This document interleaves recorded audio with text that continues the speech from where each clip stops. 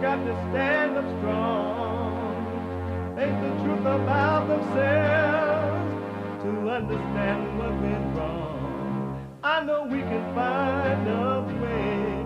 I know we can find a way. I know we can find a way to stand up, stand up, stand up.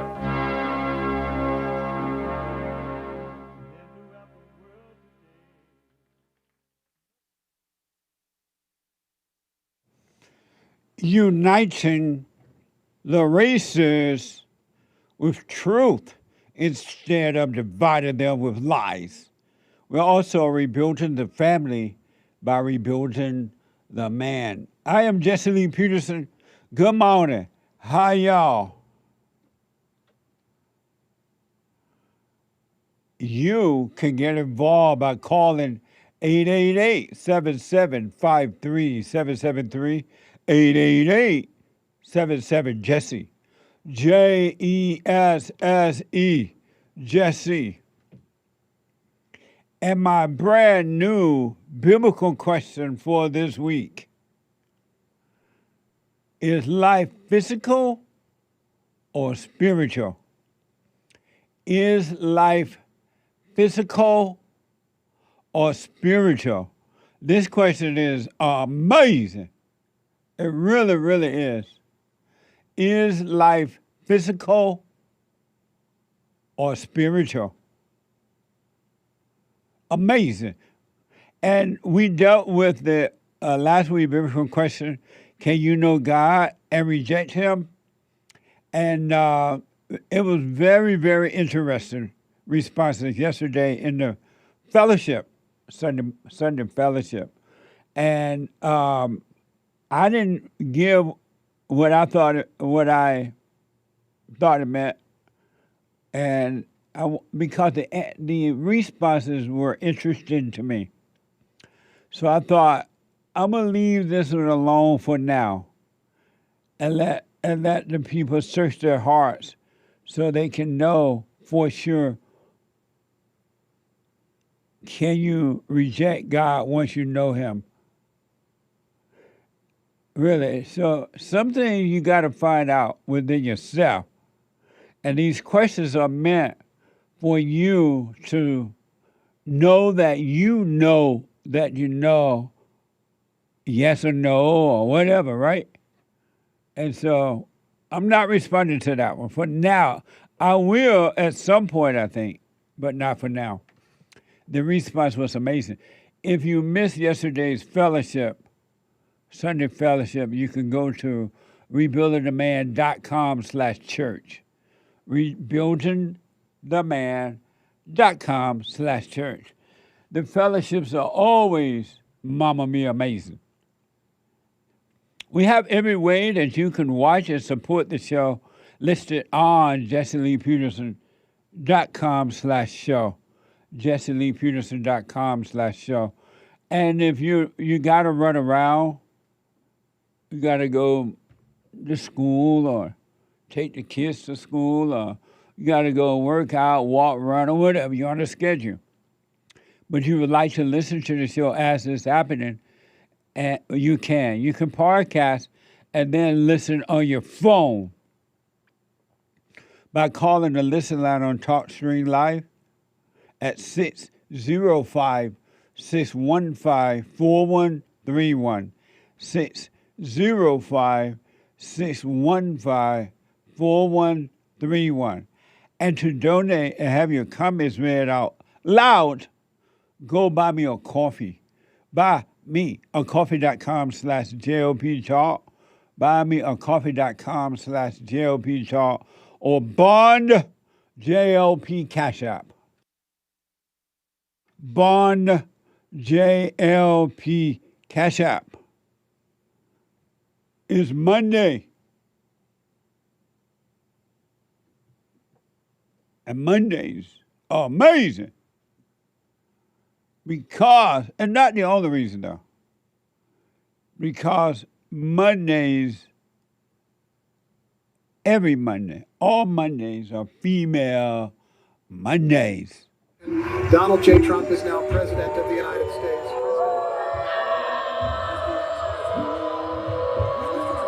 I get angry, I guess, when you mention that someone should have a children. Excuse me, it's ma'am. It is ma'am. I'm speaking. If someone's crying, they're hurting, it is over. I didn't even put you on the hot seat yet. When she's crying, she's lying. Amazing. A spiritual battle. Yesterday we discussed how stupid we all are. We as human beings are stupid. It's just the way it is.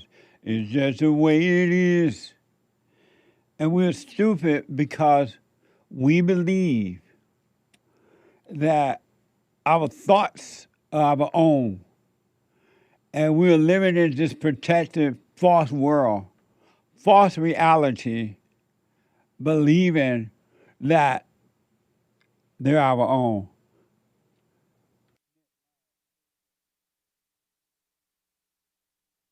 And it's amazing at how we as human beings protect that angry, delusional world of worry, jealousy, fear, envy, strife. We protect it because we think that we are protecting reality. Testing 1, 2, 3. My headset's so weird again. We think we're protecting real reality. And it's insane. And protection for dear life. How do you think that thoughts of your own when they bring such misery? You would never bring that upon yourself. You would never do that to yourself. But you believe a lie. We all do until you start working on yourself and you start to see that you really are not your thoughts. There's no way you wake up in the morning, first thing you're thinking about how rough your day gonna be. Or how bad it was last week or the day before or what's going to happen tomorrow. You would never do that to yourself. You would never think you don't have enough or you have too much. But because of the stupidity, you believe that you're your own thoughts. And that's amazing to me.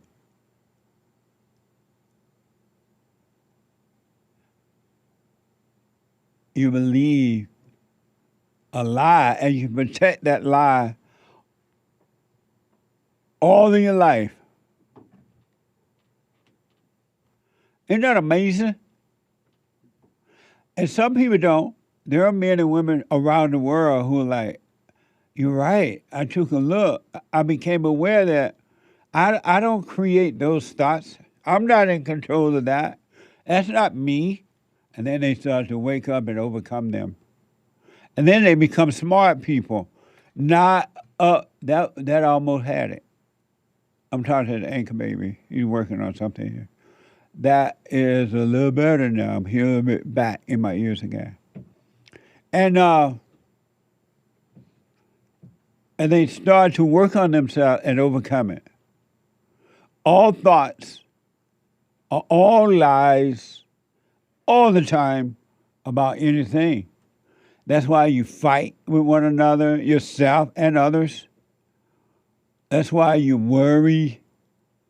You're revengeful, you're nasty and evil because you listen to the devil. You and the devil are one until you overcome it. And then you go and get medication for stress. some type of stupid pill for depression, suicidal thoughts, and all that. And then you don't get better because now you're really unconscious. You've lost your feelings, and you think that you lost the thoughts, and you're not. But you can wake up.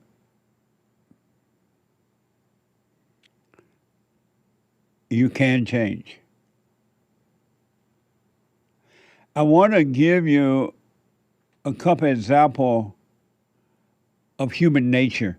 Yesterday we talked about human nature as well. Describe human nature. And then God's nature. Human nature is pure evil. Yes, there is evil, and human nature is evil. This is why people think, well, I'm just a human being. I'm never going to get better. I'm never going to be perfect. I'm a human being. I'm in a human body, they say. And that's because they have identified with evil. Evil controls the mind. In return, bring on feelings of fake happiness and nastiness, and it controls the body. But you think it's you. Human nature is evil. And every one of us until we start to overcome. And most people will never overcome because they love it. And they love the jealousy and revenge, and they love the thrills of hurting themselves and others. It's a thrill. In all honesty, it's a thrill for people to get angry. That's why they don't want you to tell them anger is evil. You don't have to be angry. You can overcome it. Because they think, well, who will I be if I don't get angry, if I don't overreact, if I don't try to hurt others? Who will I be if I don't feel good and feel bad and the thrills? People literally say, I'm afraid to let anger go, let my thrills go. They're afraid to. And not knowing that even the fear of letting them go is not them, but it's something that's made a home in them. Isn't that amazing? You can be free right now. You can lay your weapons down, turn your ship around, and have a real life.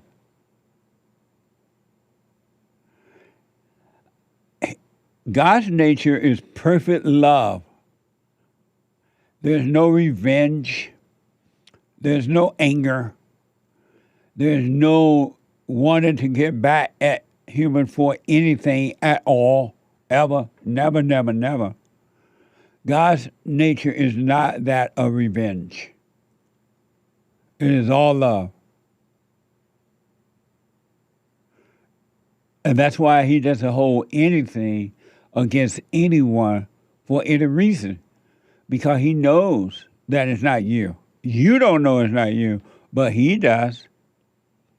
He knows that something else made a home in your mind, and it controls you emotionally by getting you to overreact. He knows that you think love exists on this earth, but he knows that it's not you thinking love exists, because love doesn't exist on this earth. You're not going to find love on this earth. Earth is not heaven, and man is not God. You're not going to find love. Love comes from above only. You're not going to find it nowhere else. So you got to look above for love. And you can drop your anger, your resentment, your thoughts, which are not your own. I want to give you an example of human nature. There's this young lady by the name of Caitlin Clark, and she is a basketball player. She plays for the WNBA. And according to the reports, she is the best. Better than all the rest. And according to the reports, she is hated for being the best, and especially by some of the black female players. Ever since this lady came on the scene of basketball, they've been physically attacking her. And they want to kill her. They want to destroy her because of jealousy. A white girl is not supposed to be better at basketball than a black girl. And we're going to take you out by any means necessary, according to reports. It's horrible if these things are true. If they're true, it's horrible what's happening to her. And because she's white, she's not going to get any protection. You are not allowed, as a white person, male or female, to be protected from evil people. But if it was the other way around, if a gang of white girls were attacking a black girl who was supposed to be the best at basketball, it'd be an outcry in the whole world. She would have to go. Human hearts are evil. And white people are under attack. It is a genocide. And it's happening right in front of your eyes. I want to say it's sad, and it is in that evil is allowed to just run rampant in a Christian nation because of color. And from what I'm hearing, if it wasn't for Caitlin Clark, the WNBA wouldn't even be making any money. Because people don't normally watch female basketball that much. But because of her talent, she's brought some attention to the game. And these attackers, if it's true, would rather destroy all that than to let this white girl embarrass them, because black people will be better at sports, right? This is evil. PBS.org is reporting.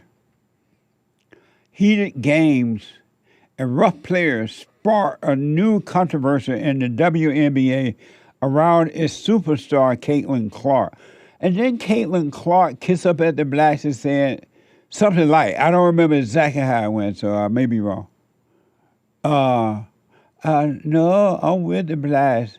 The black girl can play too. Something like, no, black people had it hard, something.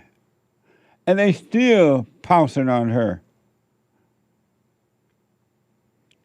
So, heated games and rough players sparked a new controversy at the WNBA around its superstar Caitlin Clark. The Phoenix Mercury Alyssa Thompson pressed her fist into Clark's neck during a game. Watch this from Fox News. Garrett Tenney in Chicago reports. Garrett.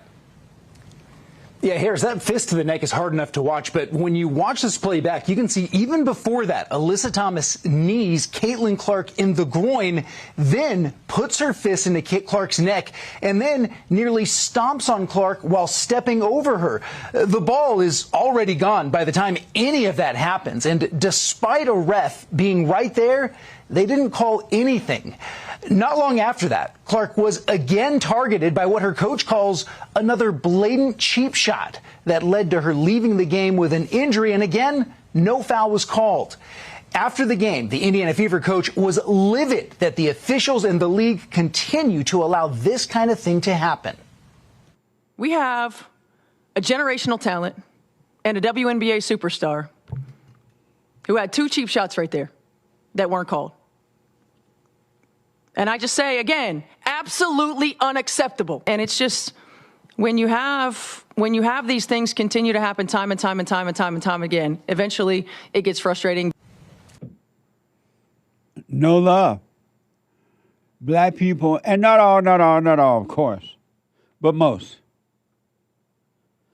have been told now for the last 70 years or so, give or take, you could be evil. You have a right to be angry.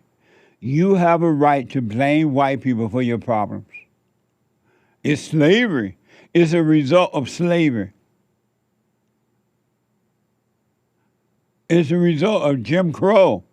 It's a result of your ancestors not making money, so you don't have money. Human beings, black human beings, have been given an excuse by the devil to be angry, to be evil. Anger is evil. And they're doing this girl like this, if this is true, and it appears to be, it's pure evil. This is like heartbreaking, to be honest. And so I'm wondering, she should just leave it. Go over Europe somewhere and play with white people. Her father, and I'm told that her father was the one that taught her as she was growing up, according to the report, how to be good at basketball. And they're doing this to her and getting away with it.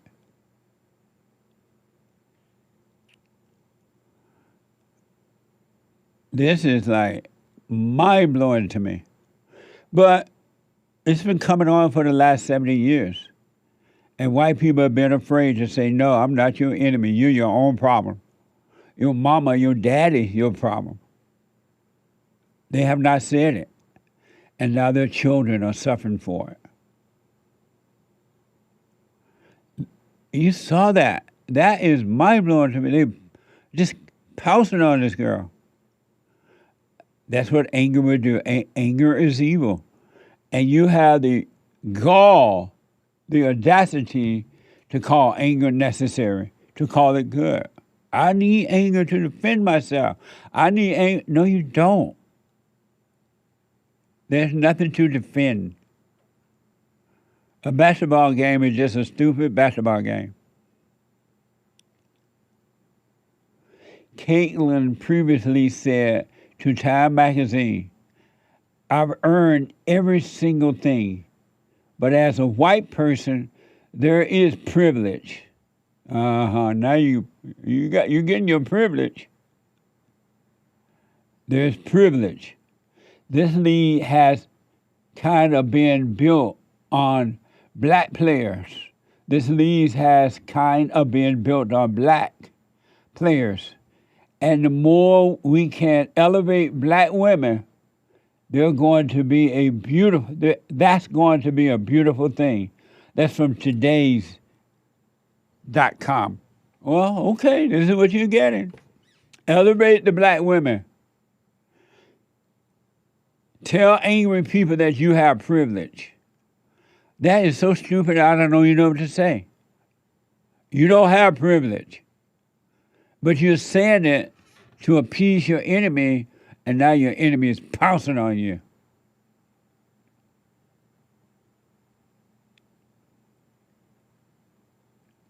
A weak nature draws your enemy unto you. A strong nature doesn't. Look at Donald Trump. He's strong. And look what's happening. White people telling these people that you have privilege because you're white, you're making them want to hurt you even more so.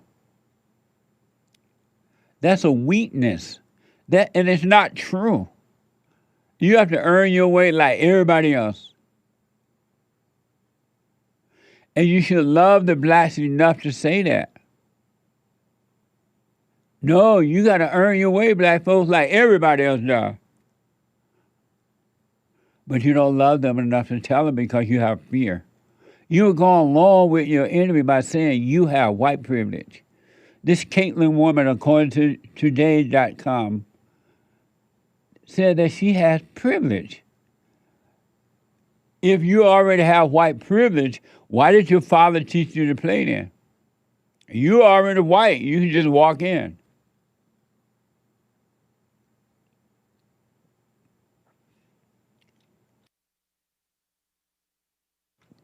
You don't know, most people don't understand the depths of human nature, and there's no limit to it because it's of the devil, it's evil. There's no love in human beings.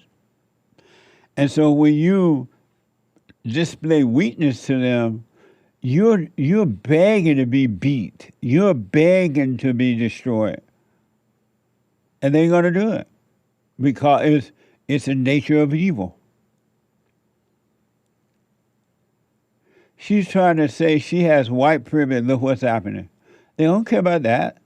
If you have white privilege, you're going to have to go out there and pretend you can't play ball. But so, Caitlin, you can't go out there and beat these people in the game and then up there, I got white privilege. Okay.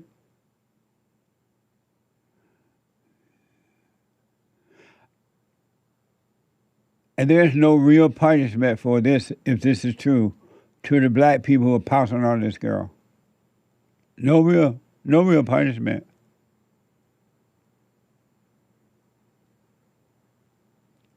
The lead retroactive gave Thomas a flagrant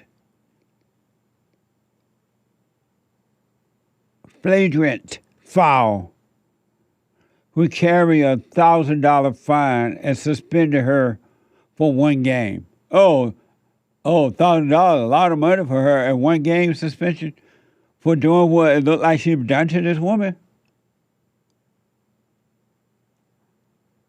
The Phoenix Mercury X account posted a meme about the situation, making light of it. Watch this from Fox.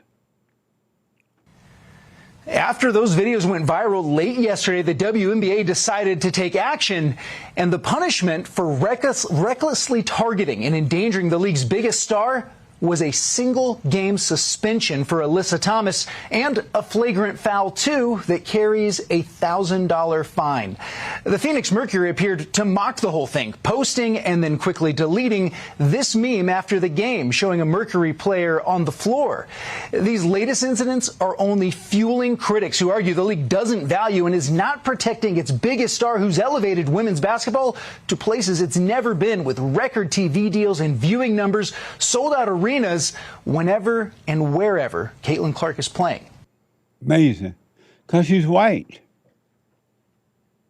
This is what you can do to white people in their own country. It happened in Europe. It happened in South Africa. And it's happening here now. And it's going to get worse, white folks. Sorry.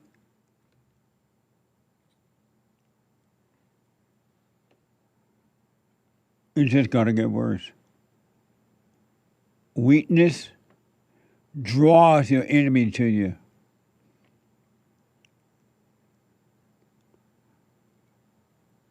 It draws them unto you.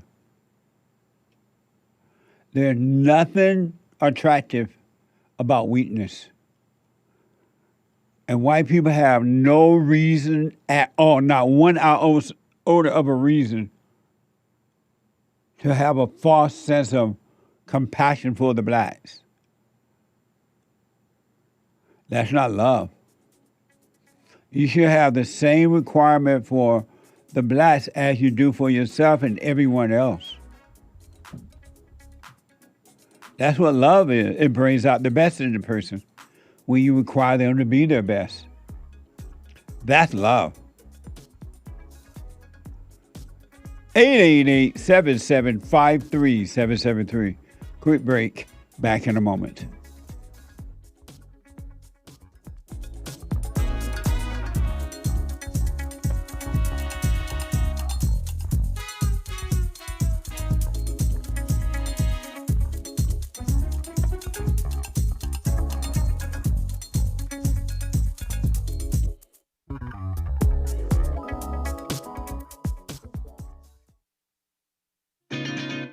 Other than sex, I wonder, why would a man even need a woman today?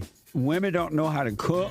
They don't know how to clean. They're in competition with men. They don't want to be wives and mothers. Some want to get married, but they don't want to live in that proper position of life. Because the only purpose of marriage is to have a family. And that's been known forever. And so if you don't want to have children, there is no need to get married. And so I was wondering, why would a man even get married today? I never thought I'd see the day when women would come out of her natural role and be like a man. Even though she hate that role. When she's with a man that's weak, she hate him. But if he try to be strong, she'll stop it. I never imagined that. You're seeing good destroyed and abnormal is presented as normal.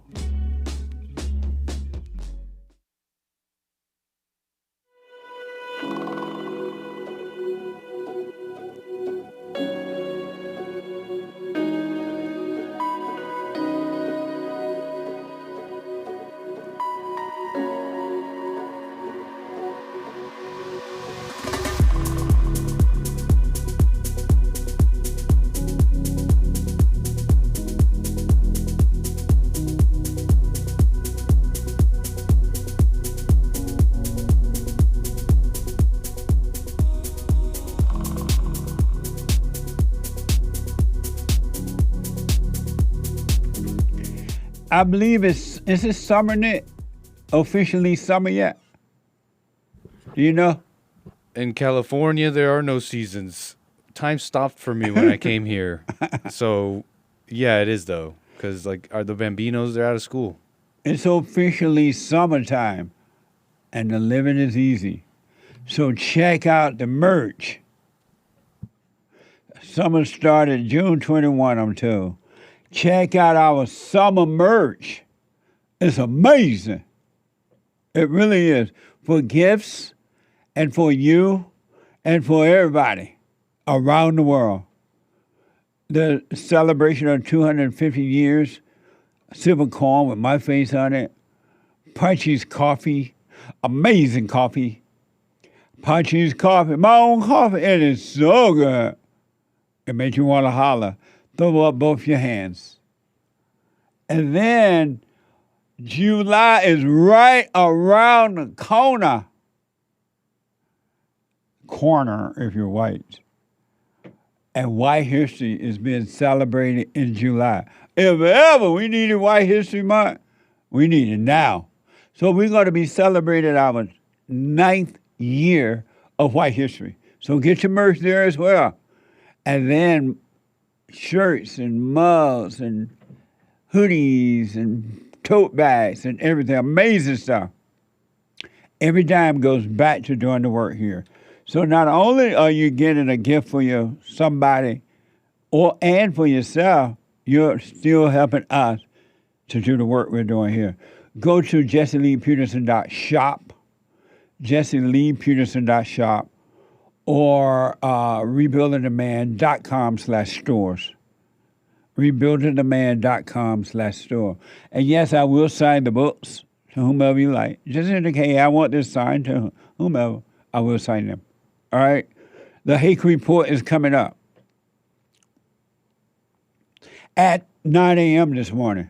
Every day, Monday through Friday, the Hake Report. And after the Hake Report, the American Anchor Baby.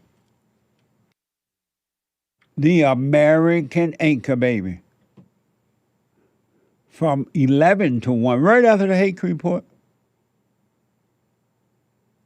Thank you all for your support. I want to just show you these today. I get to your call. The wickedness of human heart. That's why every heart needs to be returned to the Father. Salvation of the heart is about love, not emotional love, not passionate love, dispassionate love. God is not a passion. He's not emotional. Satan is emotional. So if you're an emotional person, just know Satan is your God. Real love is a light. It's a state of being. It's not emotional. Amazing, huh? So we're talking about Caitlin Clark, how she's being attacked, and no one cares. And I heard that now she's having problem with her back. I don't know if it's true or not, but after all this stuff, they're going to destroy her. She will, if she doesn't stop playing before her physical body is destroyed, she's going to get to a point where she can't play at all. And that's where they want her. They made a joke, according to this report. The Phoenix Mercury X account posted a meme about the situation, making light of it. Would they have done that if a white person or white women have done that to a black girl? No, they wouldn't. Ain't no way. America would be on fire if they did. A Fox News political analyst says Caitlin Clark played a huge role in increasing viewership for the WNBA. Yeah, I'm looking at some of the stats that were just handed to me right now. I mean, this is incredible, the impact she's had. I'll get into it. Garrett, thank you. Gianna Caldwell, Fox News political analyst, is with me now. First of all, I want to get your idea of her effect in the WNBA as a player. This is pretty clear what her effect has been. One expert puts it in 2024, Caitlin Clark was responsible for 25% of the WNBA's total revenue. 25%. That's massive. The numbers of viewers watching because of her has been massive, in the millions. This is an undeniable player. And then just one more fact, too. The WNBA is entering into a $2.2 billion deal with NBC Sports because of Caitlin Clark. So it's undeniable what she means to this league. And honestly, no one was really watching the WNBA until she hit the scene. Amazing.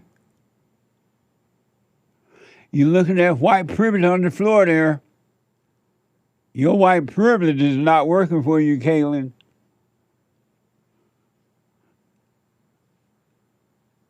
White privilege is being stomped, according to the report. Fists on the neck like they want to choke her to death. Stomping on her. That's white privilege.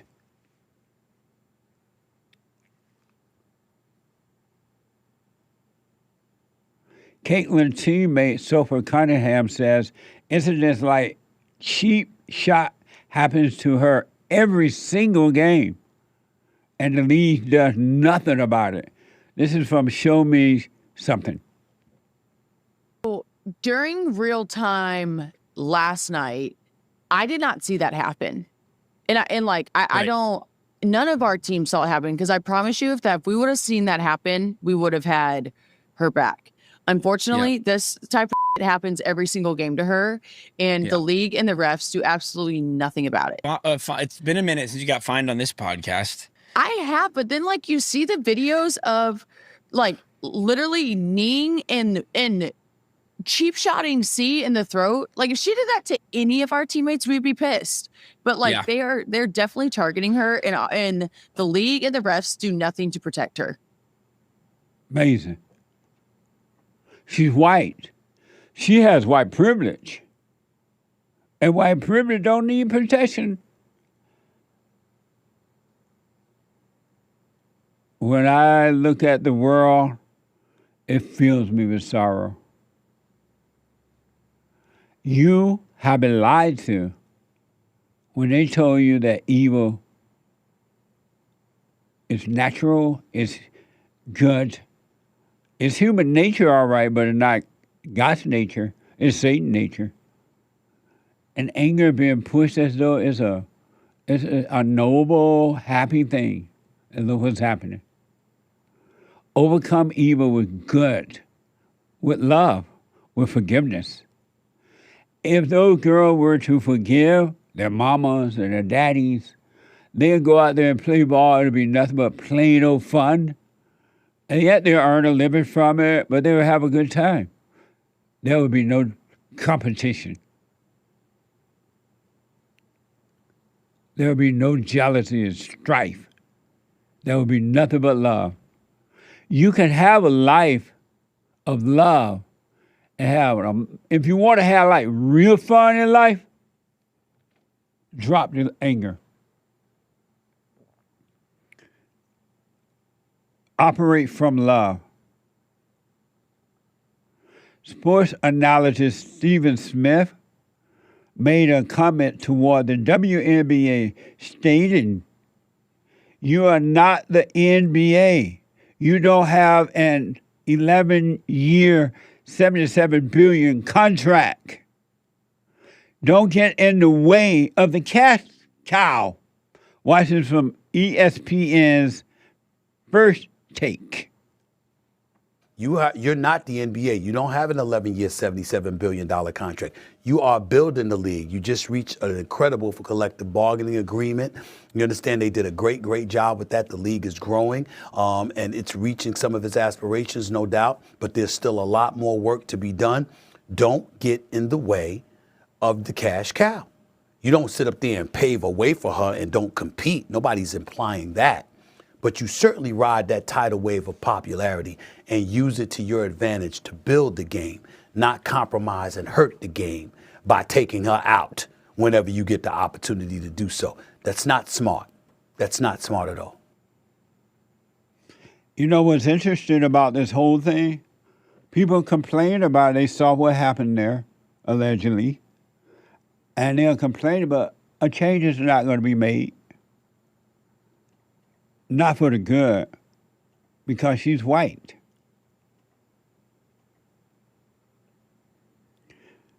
A change is not coming.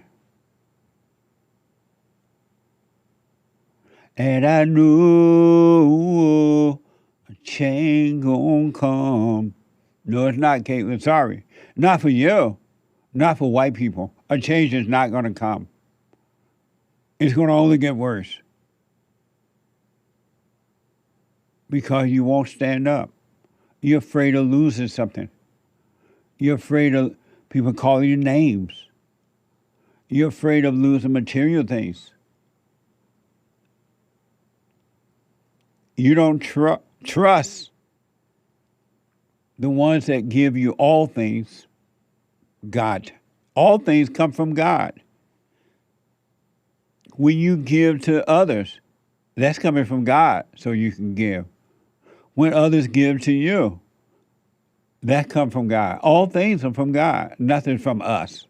Zero. Oh, but your little ego want to take credit. But nothing's from us. Life and all things come from God.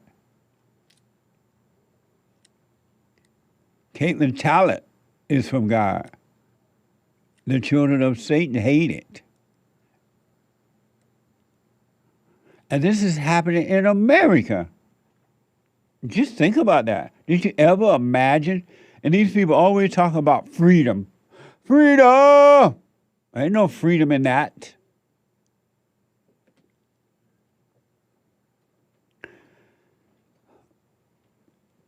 My country is gone. Even though we're celebrating 250 years. And the opening of the 250-year celebration with the fair there in D.C. with the president, it was amazing. It was a reminder of how great this country was. And if we had the right people running it, how great it still can be. But Donald Trump is just one man.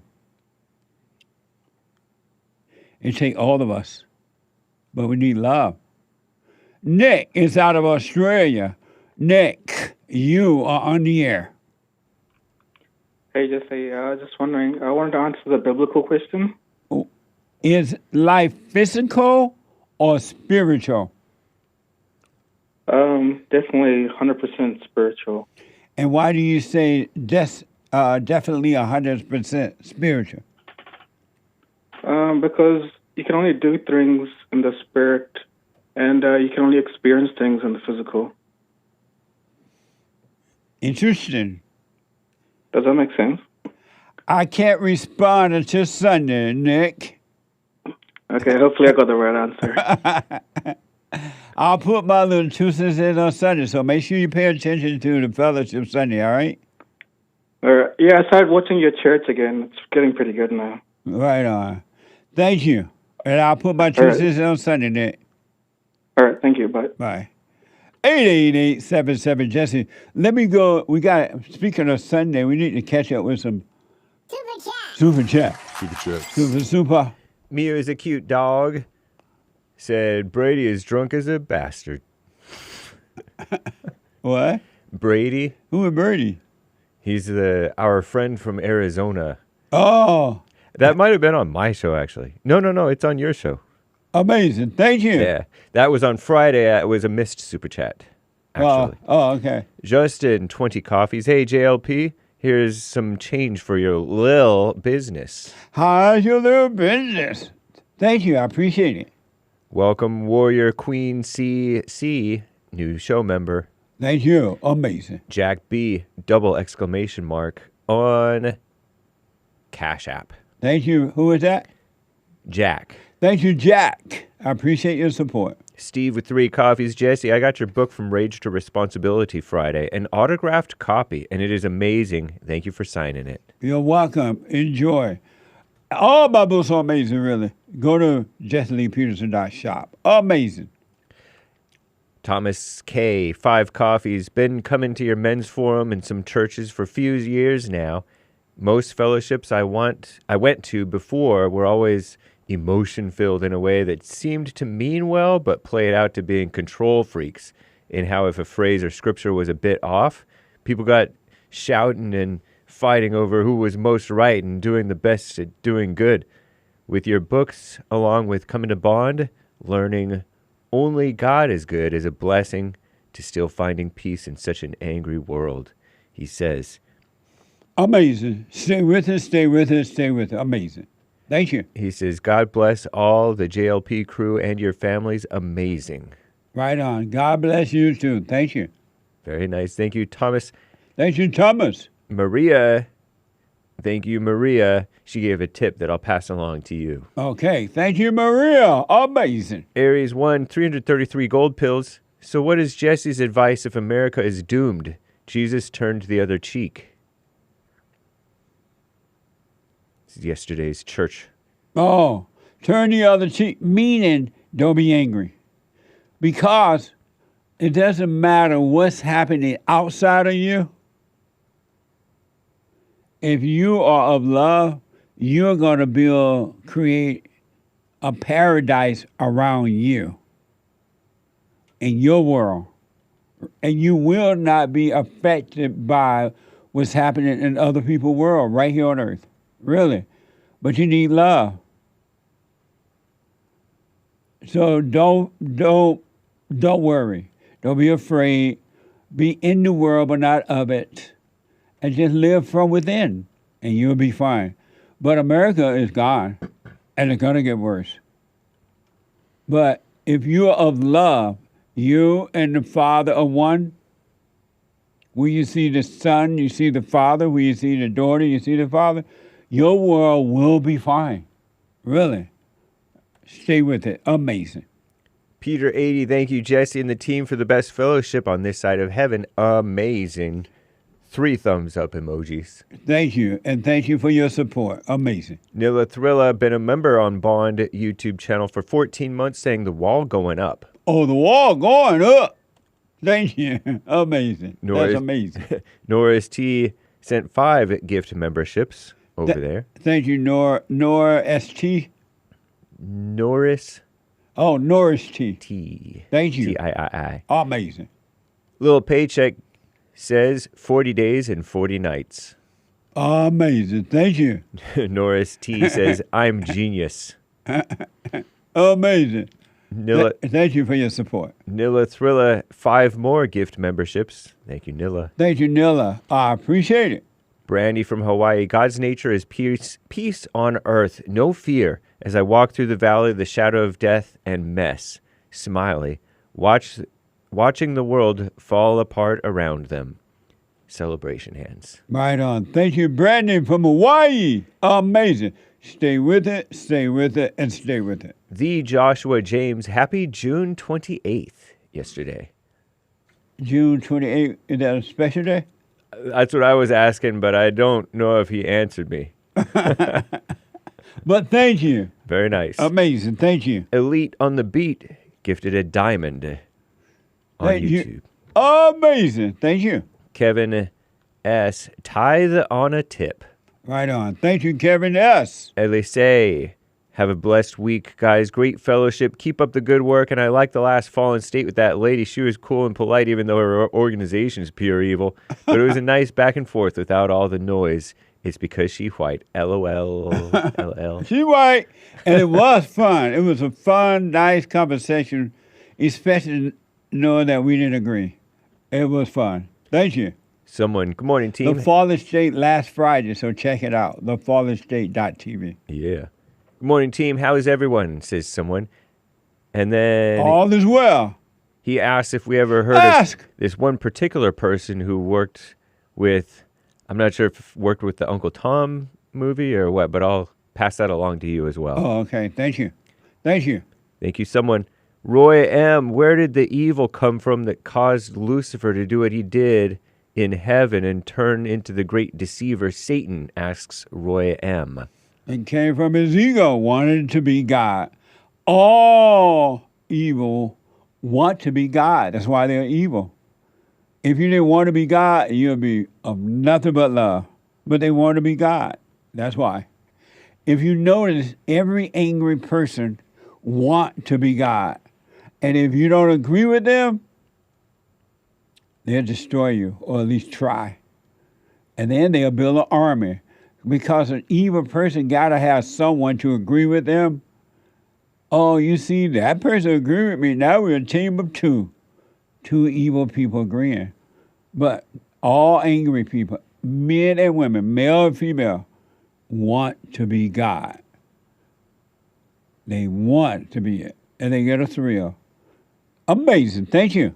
Charles, hey, Jesse, your last guest on the Fallen State, Miss Cohen, didn't want to answer what religion she was because she is Jewish. Mostly all Jews have a communist and socialist mind like her. You also need to understand that Jews and Muslims are not enemies. Jewish organizations are the finance behind Muslims migrating to the white countries, says Charles.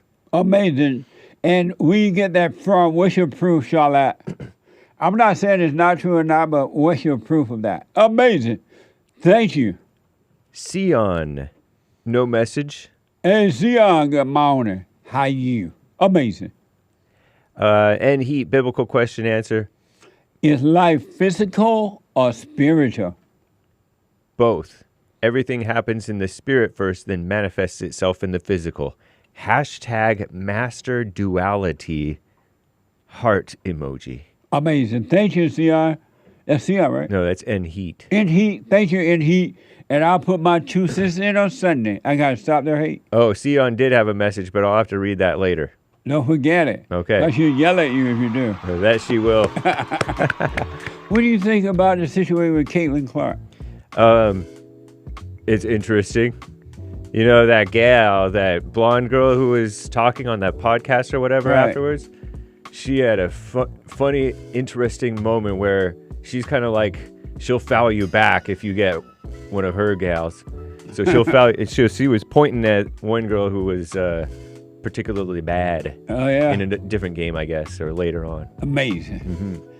And why do white people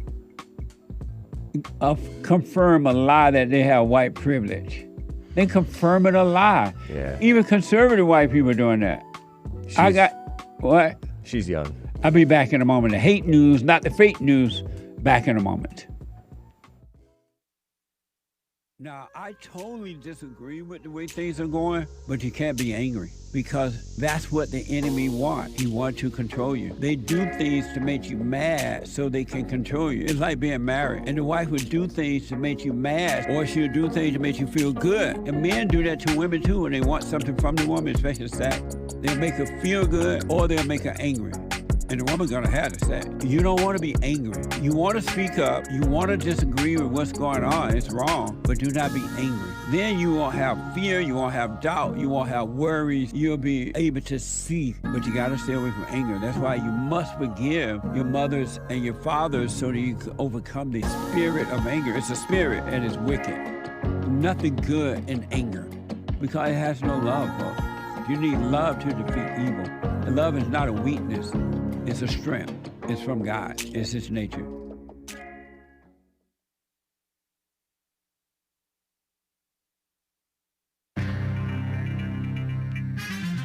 All kinds of mess going on in this here world. Am I right or am I right? It is Monday, Female Monday, the end of hour 1, June 29th, 2026 AD. And JLP will be right back to hour 2. Your calls. There is one line open, 888-775-3773. We'll get to more of your super chats, all right? It is hake news, not fake news. And nice. Summer vacations are calling, says CNN, Commie Nonsense Network. Cheap flights, not actually. Not very cheap in general. Aviation experts say jet fuel prices have fallen sharply in recent months, but something else is keeping airfares high. Not sure what. Maybe you have to look into it for yourself. There's a heat wave. Crazy. A heat wave will blanket the eastern half of the United States this week. And actually, it's gonna warm up at the end of this week and into next week, too, I heard, according to the weather forecast. Bringing days of potentially dangerous temperatures, even in the 4th of July Independence Day. The nerve. Millions are preparing to celebrate Independence Day, 250th anniversary of Independence Day, by the way. Outdoors, several major cities, Chicago, Detroit, St. Louis, Dallas, Nashville, they could see their hottest weather of the year. Forecasts show it is July. In the West, July is typically pretty warm. Rising heat will add another challenge for crews battling wildfires in the Four Corners region. I hadn't heard of the Four Corners region. I wonder where that is. And Venezuela earthquakes, oh my gosh. At least 1,450 people are now confirmed dead. Remember it was like 100-something, 200-something? Now it is 1,450 confirmed dead after last week's devastating earthquakes in Venezuela. You know, one after the other, 7.2, 7.5, something like that. More than 3 days on, with aftershocks still rattling the region, the window to find survivors is quickly closing. You know, they can't only survive so long without food or water or whatever. Kind of stuck under the rubble, imagine. Officials are hoping a surge of foreign aid and responders will accelerate rescue efforts and help address humanitarian needs. And the Strait of Hormuz, the U.S. and Iran, they've been striking each other. But the latest, at least the early this morning news or late last night, whatever, the U.S. and Iran will stand down for now, a Trump administration official said, after both sides recently traded fire near the Strait of Hormuz. And while talks remain on track, according to a senior U.S. administration official, it is not clear yet what Iran's position is on the matter. Kind of interesting. The World Cup viewership. The World Cup is generating NFL-level viewer interest in the United States as the knockout stage gets underway. Matches airing at... Matches is another word for games, okay? Are airing at more favorable hours while soccer's growing mainstream appeal is drawing record audiences. Isn't that nice? Maybe it's partly the demographics change, but it's also happened in the USA. And then there's a lot of hype on the social media about all these foreigners kind of liking it over here. Nice. And the stock market rally has helped sustain the United States economy by boosting wealth and spending among affluent Americans, so-called Americans. But it has also widened the gap between the wealthy and the lower income households, as if that's a bad thing, increasing the risk of economic slowdown if the rally fades. We'll see what happens. There was an Argentine soccer player, Argentine soccer player who lost his wife and 2 children in those Venezuela earthquakes. Did you know that? After the twin earthquakes destroyed the family's beachfront home. It was a nice house, it sounds like, in La Guaira. Pardon me, my butchering of the name. One of the hardest hit areas. Woo. Also crazy, a skydiving plane crashed in France. Killed some people too. Comes just weeks after a skydiving plane crashed into western Missouri. Both accidents renewing debate about these regulations. I'm James Hake, JLP, Hour 2.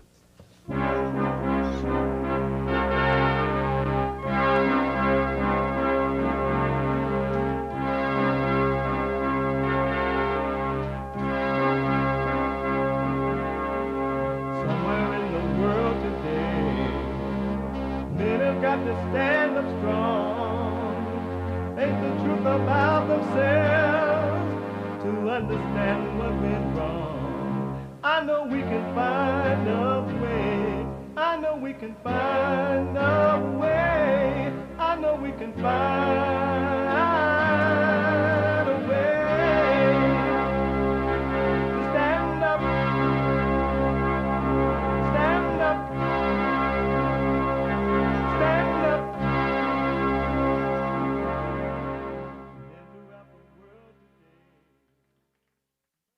Uniting the races with truth instead of dividing them with lies.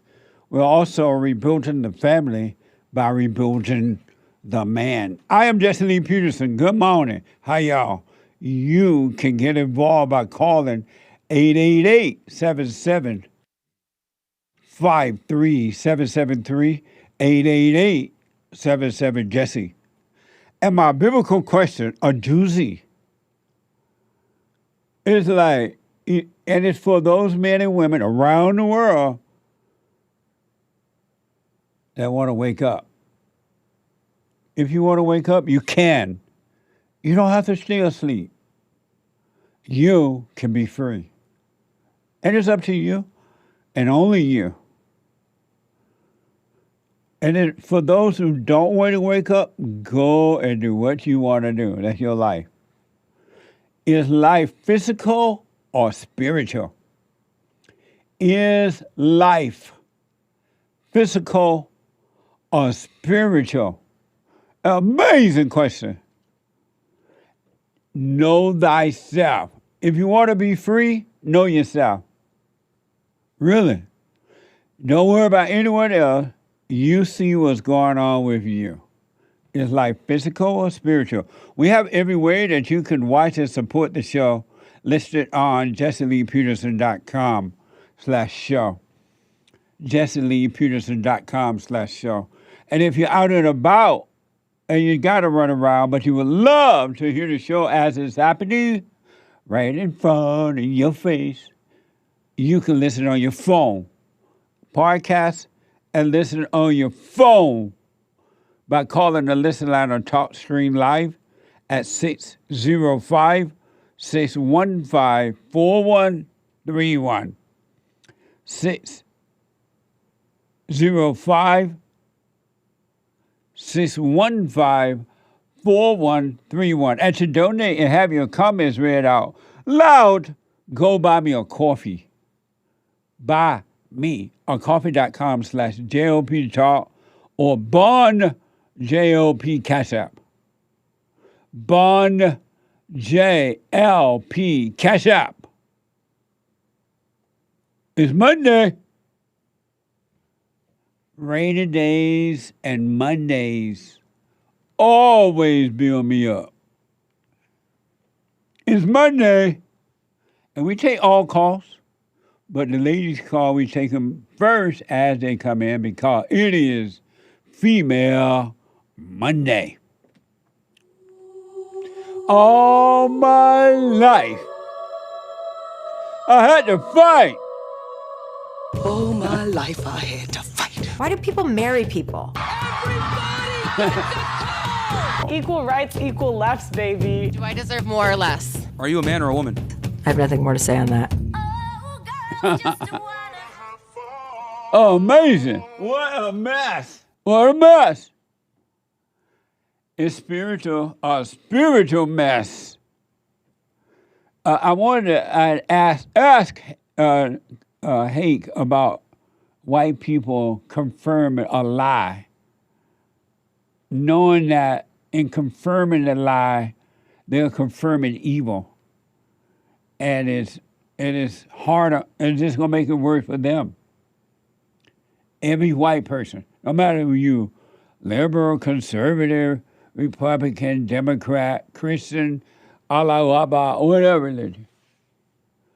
And we're talking about the Caitlin Clark situation, and according to the report, she confirmed that she had white privilege. And things appear to have gotten worse as far as the bouncing on the basketball team there. Hey, And Hake is the Hake report at 9 o'clock Pacific time.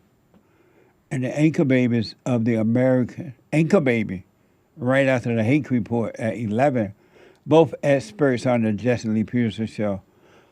Why do white people confirm a lie that they have white privilege, and do they know that things are only going to get worse for them by doing that?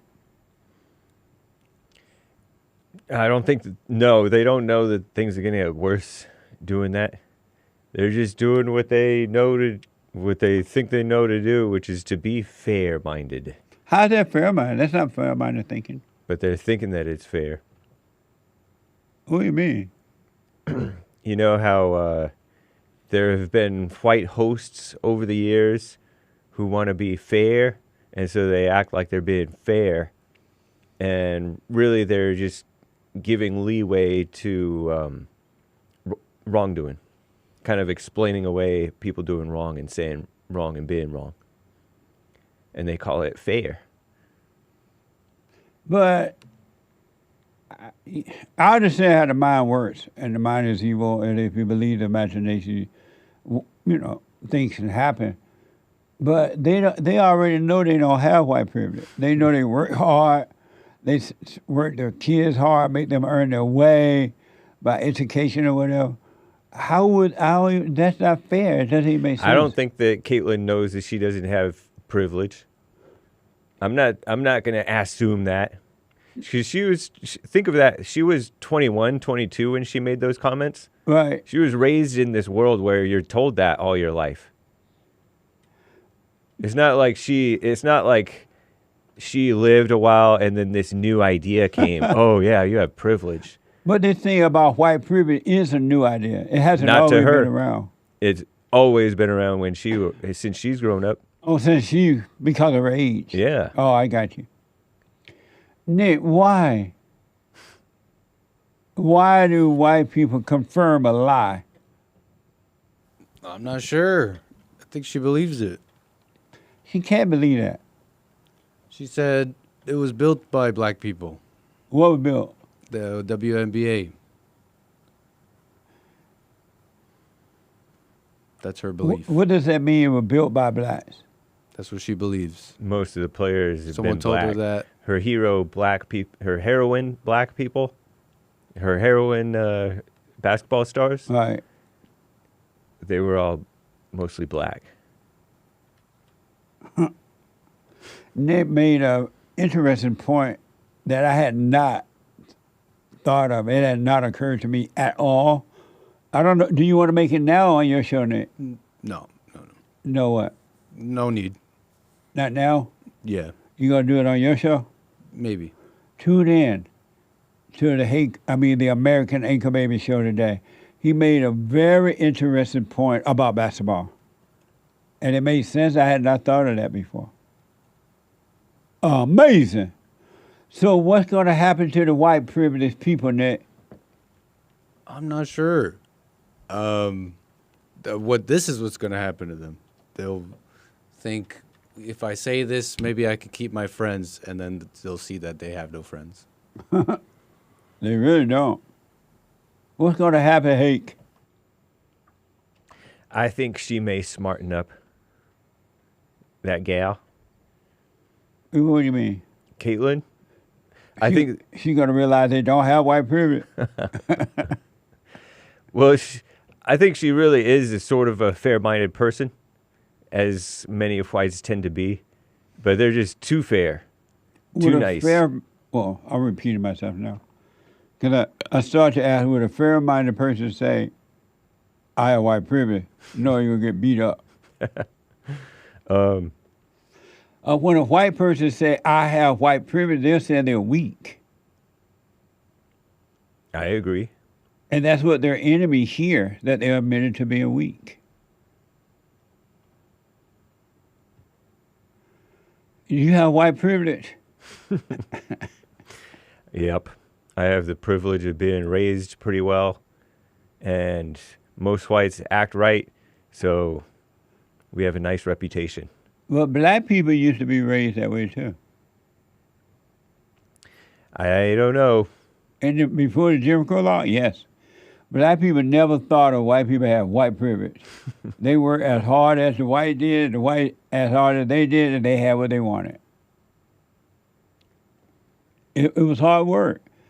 We worked the cotton field because we ain't think about no privilege. In the cities, there was a lot of resentment and violence, even back in the day. Right, because that's why all that mess started in the cities. Mm-hmm. It wasn't in the country. Yep. What a mess. 888-775-3773. Betty is a first-time caller out of Virginia. Betty. Good morning, Jesse. Good morning. Do you have white privilege?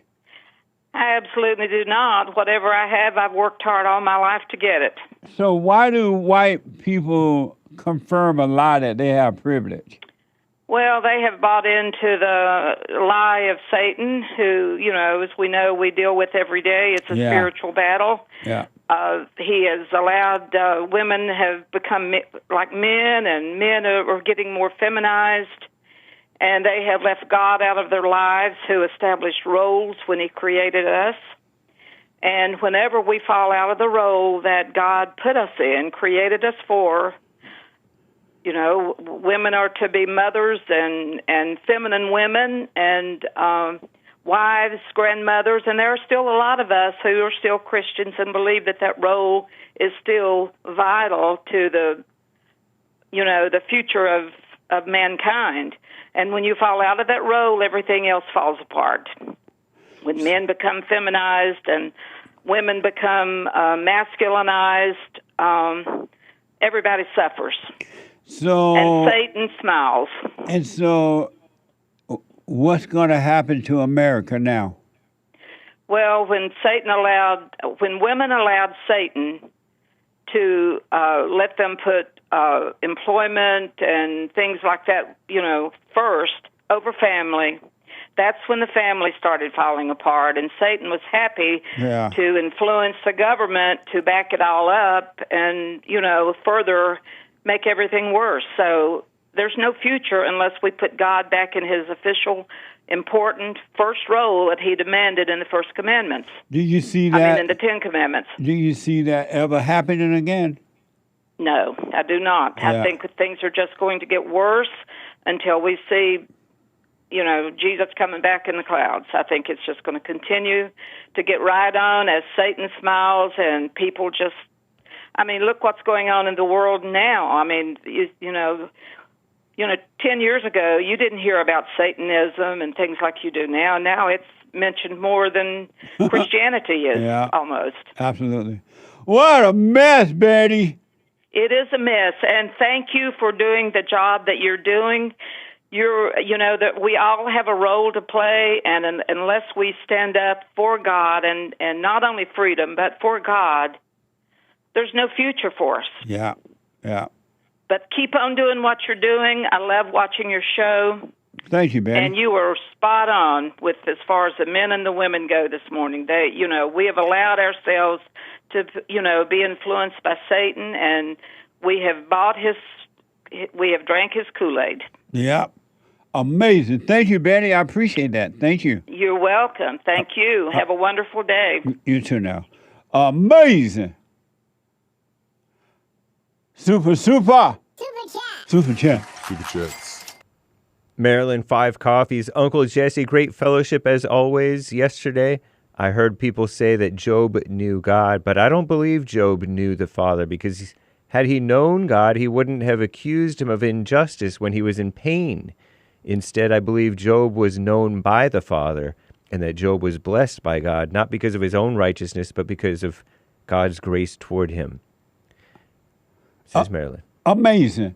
I don't know. I don't think Job ever accused God of injustice, did he? He did kind of protest and get scolded by God. Oh, he did? Yeah. I remember him saying that when Satan was attacking him, I remember him saying that God was allowing Satan to do this. And because he knew that he had not done anything wrong, and he and God were tight, And he knew that the only reason the devil could get to him is for God to allow. Who wrote Job? I don't know. And so where did he accuse God? I'm not saying he didn't. I just don't remember the whole story now. And I remember all these people telling him to curse God. God, you're supposed to be all having perfect peace. And why is this happening if you have perfect peace? Why is God allowing this to happen? Why is this happening? You and God's supposed to be tight. And he lost his family. He lost everything. But he got it back 100-fold and then some, because he knew that God was allowing it to happen, according to the report. And Satan was like, what the? So according to the AI, Brave AI, chapters 3 through 31 in these poetic dialogues, and maybe it was Moses, but we don't know, maybe Job himself or Solomon or Elihu, pardon me butchering the name. So we don't know who wrote Job. Right, but he said, why do you hide your face and consider me your enemy? Asking God that. And claims that God has blocked his way and put darkness on his paths. Oh, well, we can't believe all that. And mocks the despair of the innocent. Oh, Lord. Destroys both the blameless and the wicked. This is why we can't believe everything about the Bible, because human nature is evil. And people have rewritten the Bible all this time. And then we find out a lot of things in the Bible are not true at all. That's why God, when he sent his son, he made it simple. All you got to do, Christ made it simple, keep the 10 Commandments. You do that, everything else is fine. All this other mess, you don't have to worry about. Though I call for help, there is no justice, he complained. And nice. Did you know Moses did not write Ecclesiastes? Yes, everybody knows that. But I thought they said Moses wrote it. No, they say Solomon wrote Ecclesiastes. Some people said Moses wrote it. I've never heard that claim. Nice. Amazing. All right. So as far as the Job thing, you can't believe what the church fathers wrote and all that mess. People add stuff into the Bible that keep you enslaved and not make you free. Amazing. Thank you. I don't know what your problem with that is. I think it's fine. No. Whatever. Job never doubted God. That's why God reestablished everything for him. He never doubted. Satan said that, oh, you think Job love you? Mm-hmm. Let me have it. Let me have hands on him. I'll see how much he love you. He never rejected God or whatever. Right. But he did say all this stuff. Okay.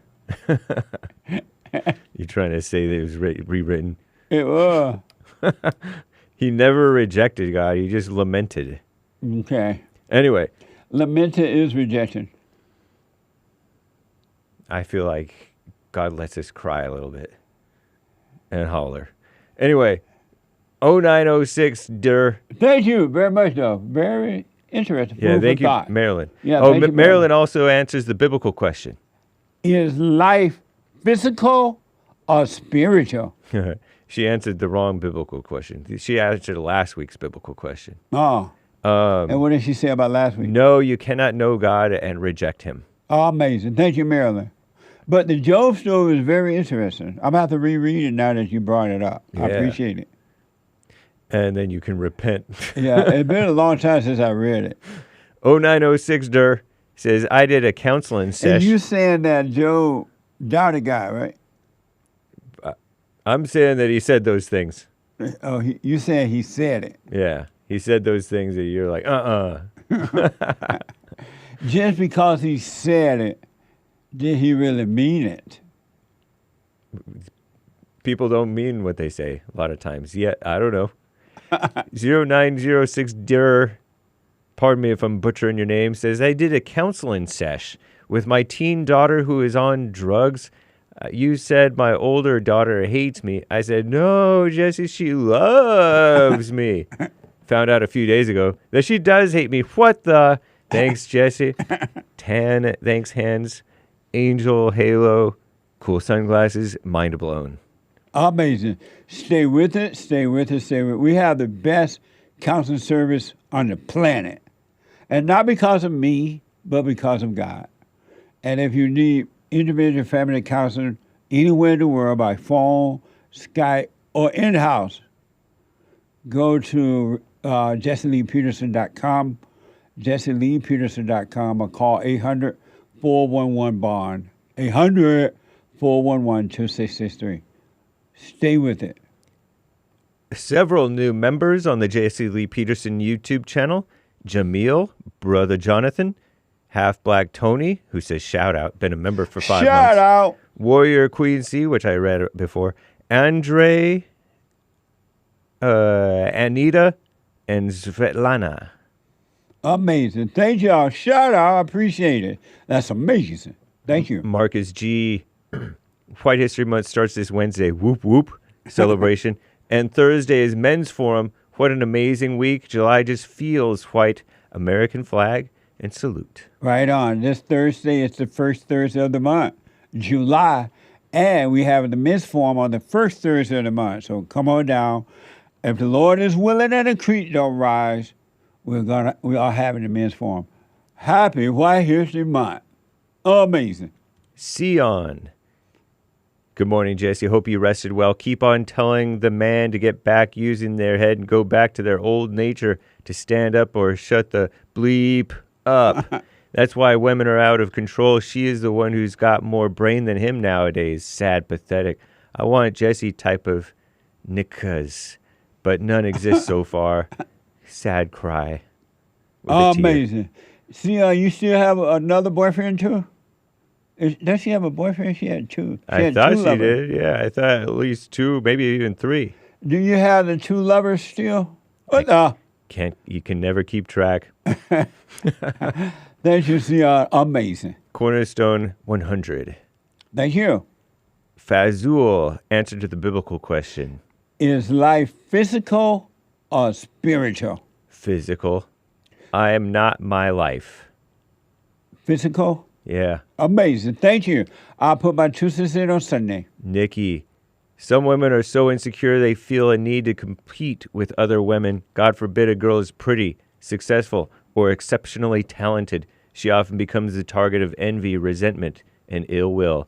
Hashtag Female Monday. Who wrote that?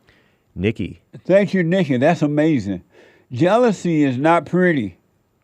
Envy is not pretty. And it's not of love. Really. You've been driven by a wrong spirit, folks. You got to drop it if you want. Amazing. Thank you. Bree K, 5 coffees, no message. Thank you, Bree K. And Heat Punchy, where is Caitlin's parents? Why are they allowing the WNBA to overlook the assault happening to their daughter? They should take legal action against the WNBA. This behavior is organized by evil and unacceptable. That's a very good question. I was wondering, where's her father? Look like, well, maybe he can't make her stop now, but except for all that money they get. But why would her father let this happen to her? It's going if this stuff is true and it's happening, it's gonna destroy her body, and she won't be able to function at all after a while.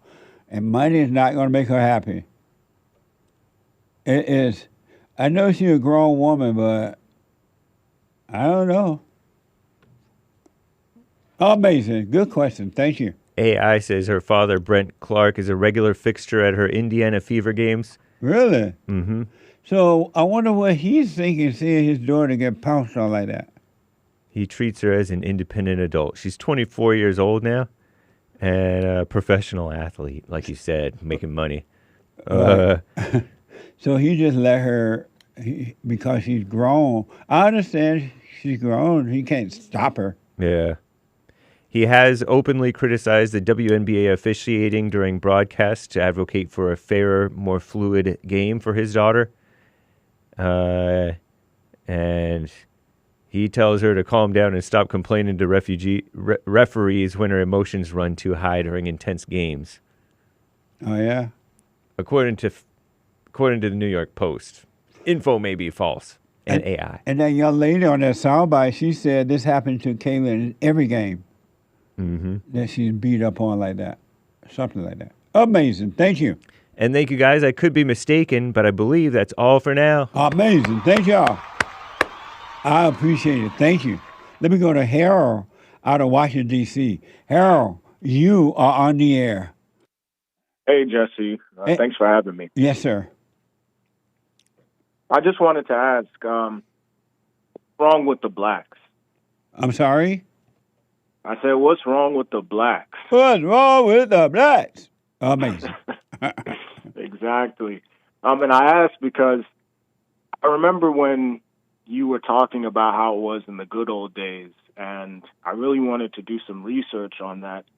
And so I was looking at some of the black communities and towns and places that were established earlier and trying to find some that are still standing. You know how people talk about Tulsa and all this other sort of stuff. And I said, that can't be the only one. So I found this neighborhood, or actually this town out in Mississippi called Mound Bayou, which is run exclusively by black people, low crime rates, Christian community. And I found it and I said, wow, like Jesse was right. You know, these people are old-fashioned, they're Christian. And so I wanted to know, Jesse, in your opinion, what is the difference between the blacks in Mount Bayou who are able to run that neighborhood, have low crime rates and all of that, versus, you know, the ones that we see in pop culture and, you know, in the urban setting and that kind of thing? Well, I'm not familiar with that particular town at all. I don't know about it. But I do know that prior to the Civil Rights Movement, black people were independent people, meaning that they were not identified as being black. They were identified as being children of God, and they worked hard, and they treated everyone the way that they would like to be treated. And the fathers and the grandfathers were around for the most part, and things were different. But when they moved to the city, like up in Indiana and Chicago, Florida, and places like that, they moved into those projects, and they started relying on the so-called black leadership. And then the government started taking care of them, giving them money. They stopped thinking for themselves. The men stopped leading the wife and the children, and you have what you have right now. It truly is a turning away from the fathers right into hell. Amazing. Amazing. You know what's interesting, Jesse? You said the men stopped leading. You know, I've grown from a young man. Are you black? Yes, I'm black. Okay, go ahead. Yeah, and what I've noticed is that, you know how some women can be angry and, you know, a little catty and all that. I noticed that when you're operating from the Spirit of God, women have no choice but to follow. It almost, you know, exposes that spirit in them, and they have to feel that conviction. They know they're wrong for how they're behaving. Have you noticed that? Well, women do follow. When they return to their natural nature, they definitely do follow, because they're really not following the man, they're following God. And then because of God's order, they're following the man in the right way. Harold, thank you, man. I got to run because of the break. I appreciate it. James, I want to ask you, there's breaking news about the U.S. Supreme Court. Yeah. What is it? Well, there's multiple different things. E. Jean Carroll, they rejected Trump's E. Jean Carroll $5 million appeal.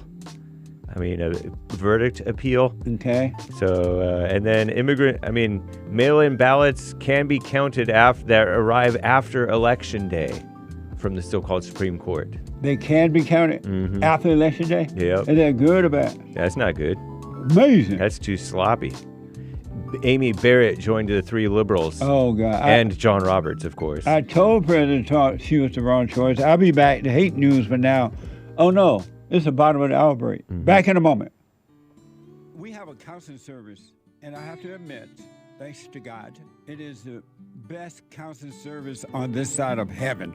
I counsel with men and women, families, individuals around the world. Most people are unhappy, they're miserable, they have rough lives, they're depressed, suicidal, young and old, of all races. I understand, I know why, and I do understand it. Because exactly what's happening in me is happening with everybody outside of me, inside of them. And I've noticed that with those who really, really, really want to understand, they overcome it just like that, out of one counseling session. If you need counseling, you can go to rebuildingaman.com or call 800-411-2663. 800-411-BOND. Best counseling service on this side of heaven.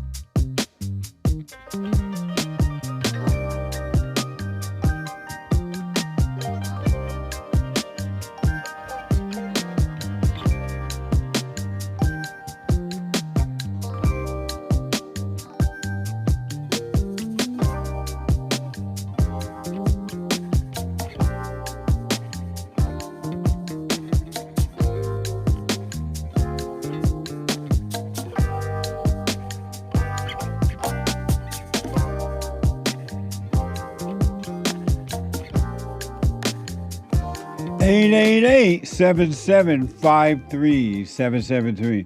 Shout outs. I do personal shout outs for you. Birthday shout outs, wedding shout outs, encouragement shout out. Whatever the shout out is, I will do it for you. Go to Cameo, CAMEO.com/Jesse Lee Peterson. CAMEO.com/Jesse Lee Peterson. Or shoutout.fans/Jesse Lee Peterson. Shoutout.fans/Jesse Lee Peterson. And don't forget to like these videos. Like them. And by the way, we have a brand new newsletter going out. And it's a doozy, and you can get it at no cost to you. None. Zero. So if you'd like a free copy of our newsletter, sign up now at rebuildingaman.com/subscribe. rebuildingaman.com/subscribe. Don't miss it. Join today. All right? And last but not least, we are having a men's forum this Thursday night. This Thursday at 7 p.m. for men only. For men only. So, hey, before I go back to the callers, repeat those breaking news with the Supreme Court. According to Ground News, Supreme Court says states can count mail ballots that arrive after Election Day as long as they're postmarked by Election Day. Amazing. And so that was a 5-4 ruling with conservative, so-called, Justice Amy Coney Barrett joining the 3 liberal justices and Chief Justice John Roberts, you know, the rhino. Yeah. To secure that ruling. I knew Amy Barrett and this guy, bad news for the Supreme Court. Especially that woman, because she has some black children, if I remember correctly, right? Yeah, a couple of adopted black kids. Right. I remember when the George Floyd situation happened, she said something like, her children gonna cry or something? I think she cried with her daughter or something like that. Black children. Over George Floyd, they don't even know him. What the? So that was from Ground News, and the Supreme Court rejected Trump's bid to appeal the E. Jean Carroll $5 million verdict on Monday. They refused to hear President Trump's appeal upholding a 2023 jury verdict that found him liable for sexually abusing and defaming writer E. Jean Carroll.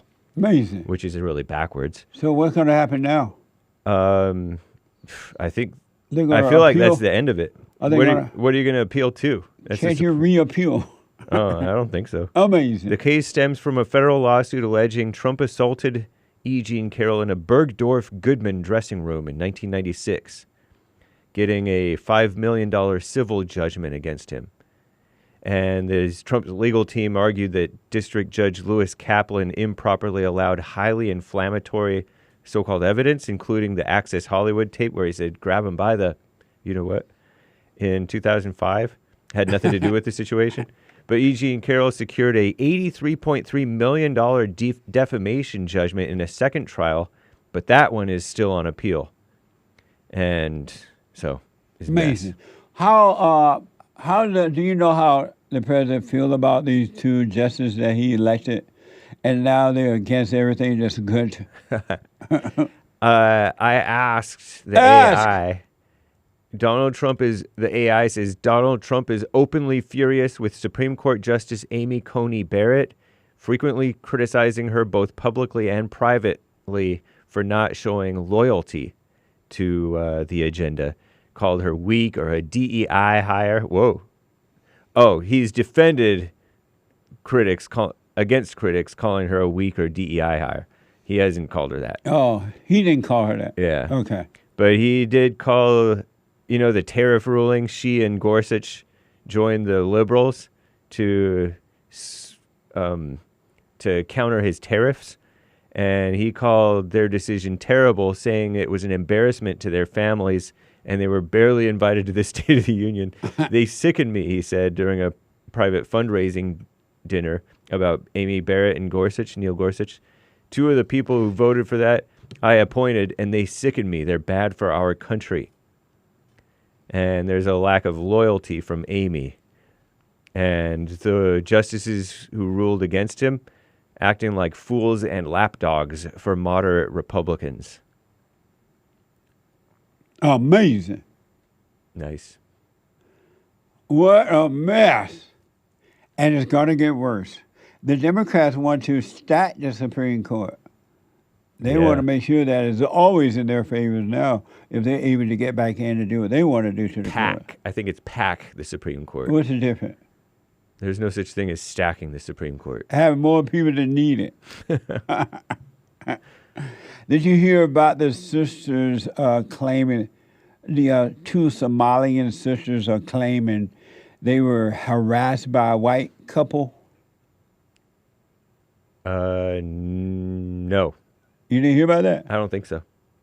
KRE 11 just reported two sisters speaking out exclusively to KARE 11 after a now viral TikTok video that appears to show Shokopee residents yelling at Somalian home buyers. Watch this. Tonight, two sisters speaking out exclusively to KARE 11 after a now viral TikTok video that appears to show Shokopee residents yell at Somali homebuyers. Nobody wants you here. Really? Really? Not a single person here wants Really? you. Oh my God, please get a petition or something. From here. So the incident has been viewed nearly 2 million times and counting on TikTok tonight.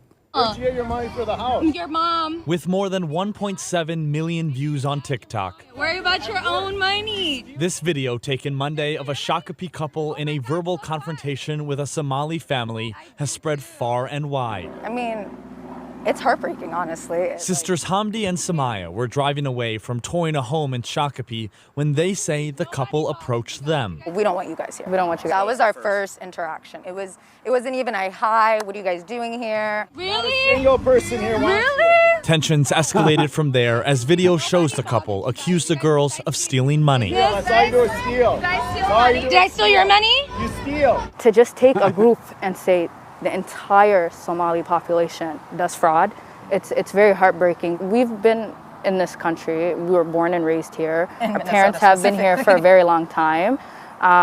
We don't own any businesses. We are very hardworking individuals. Why do these people wear the Allah Akbar clothes in our country?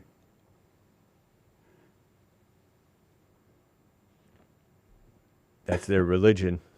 What? I guess that's their religion or something. But they need to stay in their country with their religion. Because We don't know what they carried on their clothes. It's funny. They have a full-blown sassy, Americanized black woman attitude. They sure do. And sass. And then they're dressed like that. I bet you they wouldn't have that attitude over there in all our country. For the audio podcast listeners, these gals are dressed with like full black head to toe with a black face mask thing like the China virus mask, but black. And wearing glasses and stuff. Maybe they think that they protect themselves from the Chinese virus. I don't know. Because it doesn't make sense otherwise. Or maybe since they're on the news, they wanted to cover their faces. I don't know. I've been seeing them wearing those clothes. No, the clothes I understand, but the mask, that looks different. The couple provided a statement through their lawyers. The lawyers claim the video is incomplete, lack critical context, and allege that the couple were provoked and subject to racial slurs. Watch this. Joe with Care 11. We went to the couple's home. They declined to comment and deferred me to their lawyer. Thank you. In a statement, their lawyer said, quote, "This incomplete video is being used to coordinate a cyberbullying campaign against an honest, patriotic, kind, and hardworking family." The statement goes on to say the video lacks critical context and that the couple was provoked and had racial slurs said to them. The lawyer says the couple will pursue all legal actions against individuals that have bullied, harassed, or tortured the couple and have contacted law enforcement to pursue any potential criminal charges. To say provoked is kind of crazy. You guys came up to us. We were driving. You guys walked up to the car. I'm confused. Nobody bothered you guys. You guys decide to be in people's business? The sisters plan to file a police report against the couple. To carry that hatred in your heart already for people of color, honestly, it's like, what are you capable of? Would they be doing this in their country?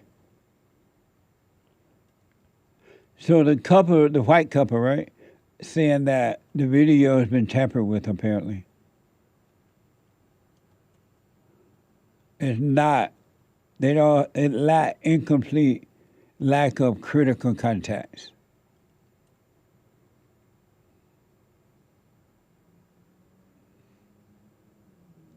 A Minnesota Democrat, that was also from Karel,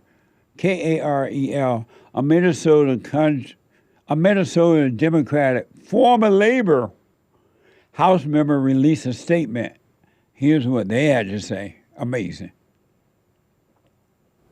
In a statement, DFL House member Brad Tapke, who represents the area, said, quote, "I don't get why this guy would go out of his way to harass people for simply being Somali.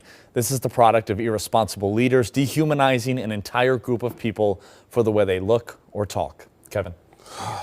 This is, everyone's talking about this. This is tough to watch. All right, thank you. It ain't tough to watch. What now?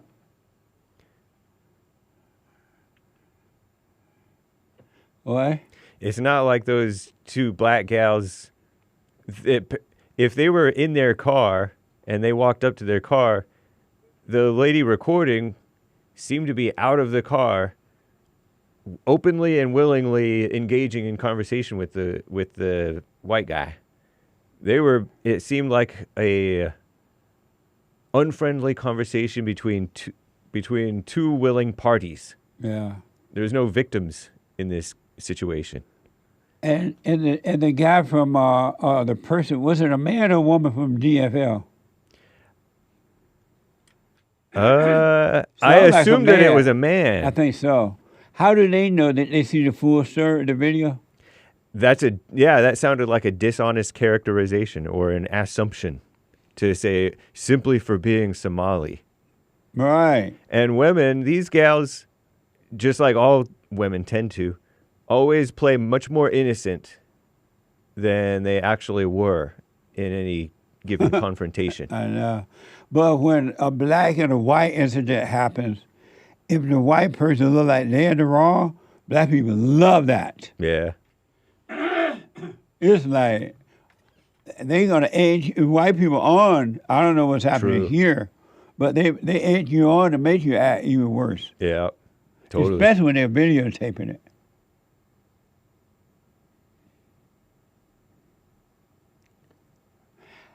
Integration does not work. We literally need to hurry, rush, and go back to desegregation. It works. Integration doesn't work. It will never work. It has never worked. And it ain't going to work. And it won't work. I mean, segregation. We need to go back to segregation. Where is Jim Crow when you need him? Where is Bull Corner when you need him? Remember him? Only the name. Bull Connor. Birmingham, Alabama Public Safety Commissioner during the Civil Rights Movement. Theophilus Eugene Bull, quote unquote, nickname Connor. American politician. We need to deintegrate, and we need to go back to segregate. That works, because then you make the choice as an individual who you want to play with or not. No government is telling you got to play with somebody. You got to love them. You got to live somewhere, and they got to let you live there. That is bad. It doesn't work. And look what it has done to my country. Integration has screwed up America, my country.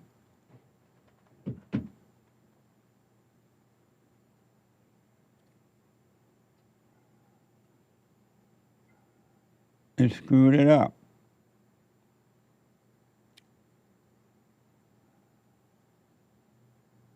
And if you think that's bad, and it is, I'm going to see if Ilhan Omar going to celebrate White History Month with us. Because according to this report, she celebrated Somali Independence Day in Minnesota. And X post shared footage on Sunday. Watch this from X.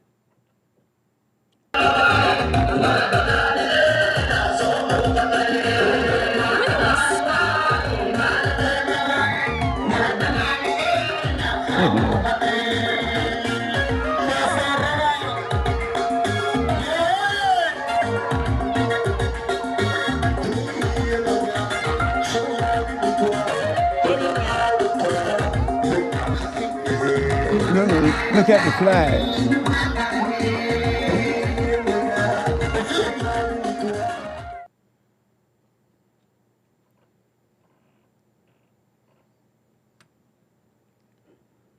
That's amazing. Did we pay for that? Did the taxpayer pay for that celebration?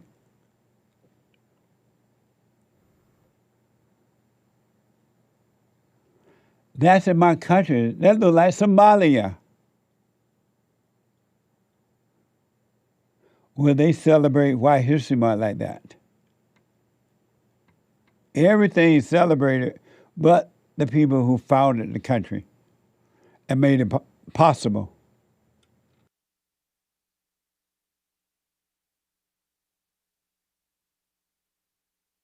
During the rally in early May, Ilhan Omar called the president of Somalia our president at this rally, according to X. Watch this.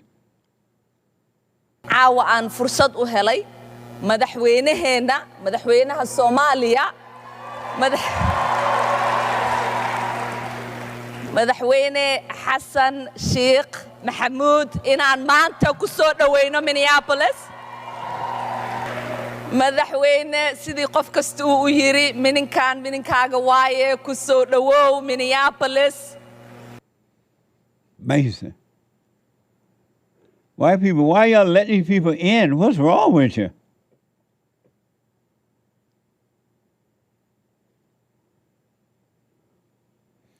S is also reporting that Ilhan Omar is facing massive scrutiny after reporting as little as $20,000 in income after her husband reported $30 million net worth.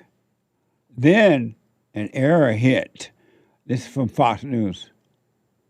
husband, Tim Minette, once listed his net worth to be up to $30 million in 2024, and that caused a push for an investigation into the business holdings of the couple, but that ended up being a clerical mistake, according to the Congresswoman. Instead, a new filing has listed her assets between $20,000 and $125,000. Big difference. Minette's net worth is the most staggering part of this, though, with a reported income between $200 and $1,000. And despite that low income, Minette's company, Roselake Capital, reported income between $100,000 to $1 million.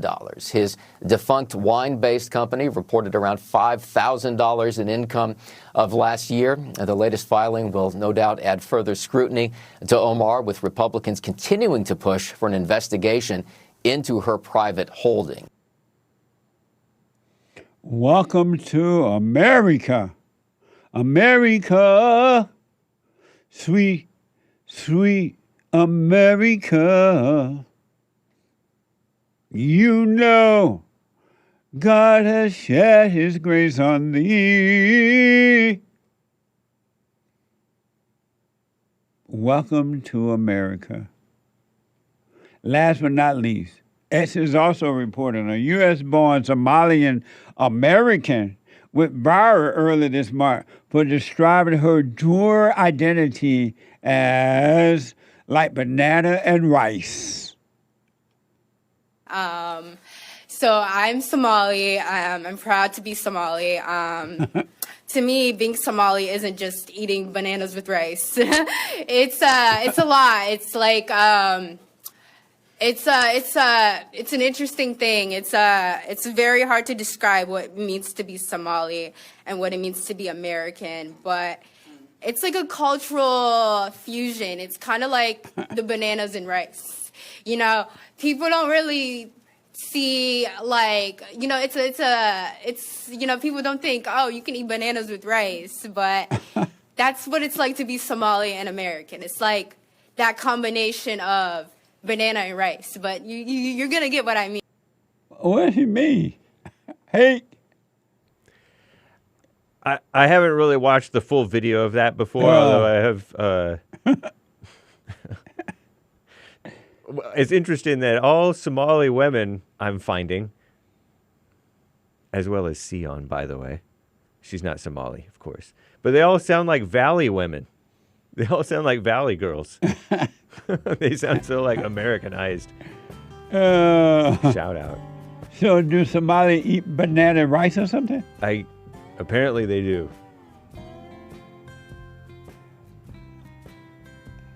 Poor gal drawing a blank. Eating a fresh banana alongside savory rice dish is a classic Somalian culinary tradition. That's from the LA Times. What? No, so being American, like eating banana and rice. If ever we needed you, Lord, we need you now. I got to take a break. When I come back, your phone calls and your super chats. Hate news, not the fake news. I'll be back in a moment. Now, I totally disagree with the way things are going, but you can't be angry because that's what the enemy wants. He wants to control you. They do things to make you mad so they can control you. It's like being married, and the wife would do things to make you mad, or she'll do things to make you feel good. And men do that to women too when they want something from the woman, especially sex. They'll make her feel good, or they'll make her angry. And the woman's gonna have the sex. You don't wanna be angry. You wanna speak up. You wanna disagree with what's going on. It's wrong, but do not be angry. Then you won't have fear, you won't have doubt, you won't have worries. You'll be able to see, but you gotta stay away from anger. That's why you must forgive your mothers and your fathers so that you can overcome the spirit of anger. It's a spirit and it's wicked. Nothing good in anger because it has no love, folks. You need love to defeat evil. And love is not a weakness. It's a strength. It's from God. It's His nature.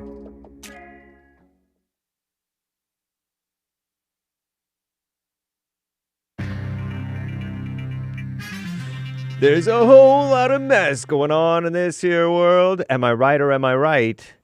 The National Weather Service says a dangerous heat wave will blast much of the eastern United States this week ahead of the 4th of July holiday, including during the 4th of July, I believe. So stay safe out there, drink your water and, stuff. Also, in the news, Iran's president says $6 billion in frozen assets in Qatar are to be released. And they have a fact check, so-called, of Trump's comments on birthright citizenship. Certainly not a truth check, though. Soon to face Supreme Court judgment. Birthright citizenship, interesting. Don't have high hopes, given how the Supreme Court's been ruling.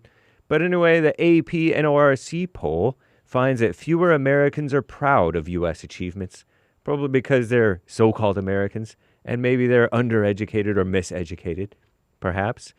Anyway, nice. Iran's president says $6 billion in frozen assets in Qatar to be released as the United States talks are challenged. Speaking on Monday, President Masoud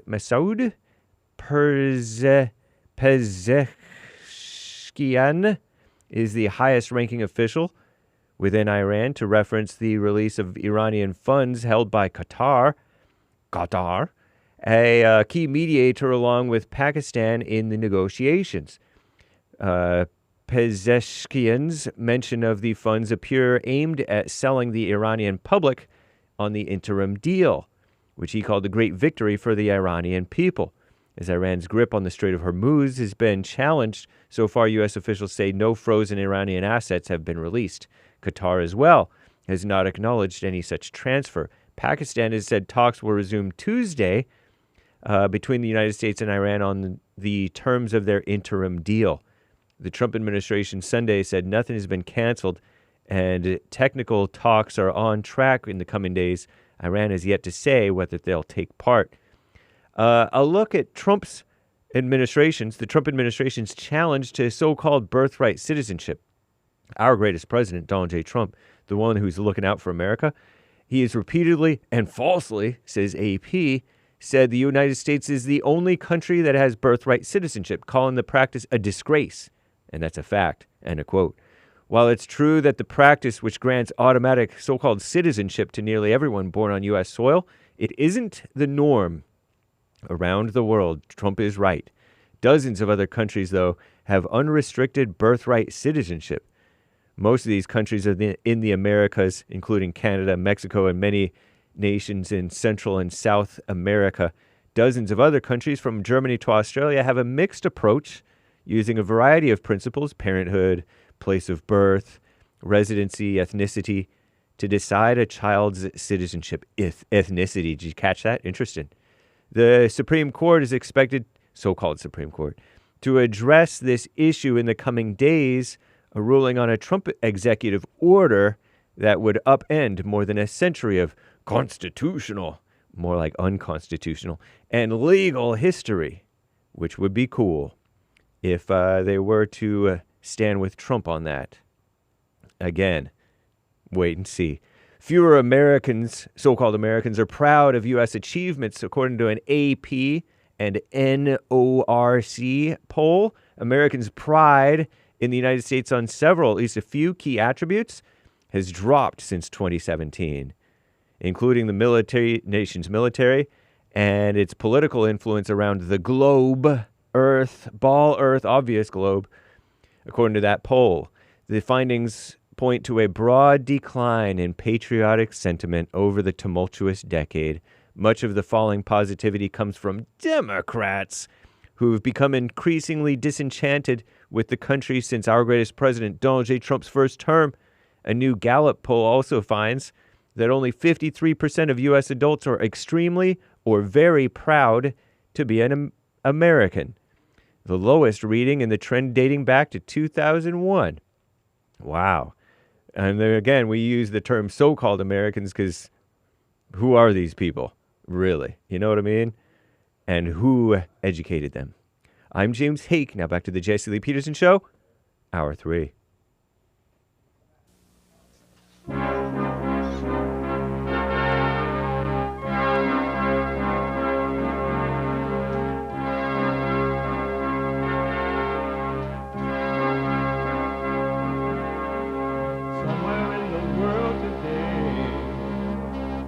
got to stand up strong. Ain't the truth about themselves to understand what went wrong. I know we can find a way. I know we can find a way. I know we can find a way to stand up, stand up, stand up.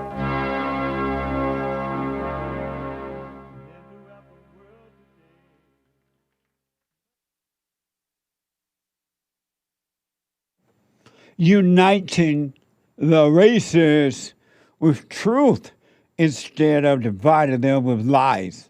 We're also rebuilding the family by rebuilding the man. I am Jesse Lee Peterson.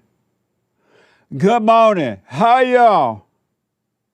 It's Monday, and you can get involved by calling 888-7753-773, 888-77-JESSE.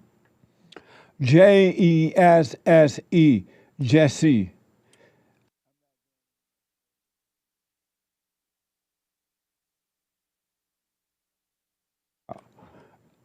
(888-77-JESSE). We have every way that you can watch and support the show listed on jesseleepeterson.com/show.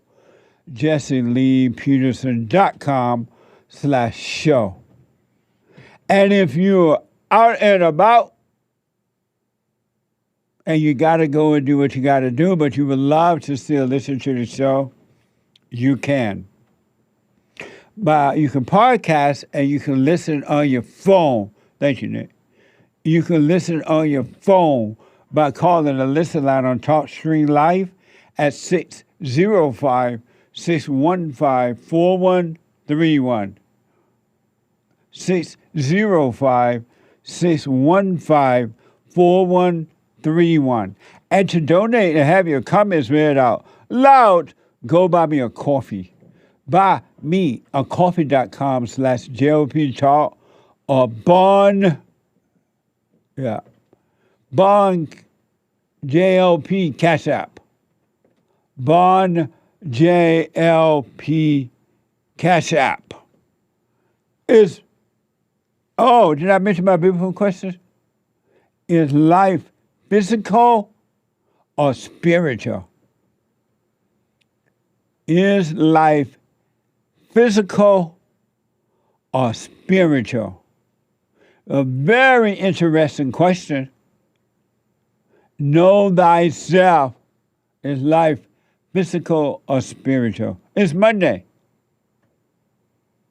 And every Monday is Female Monday. Now, President of the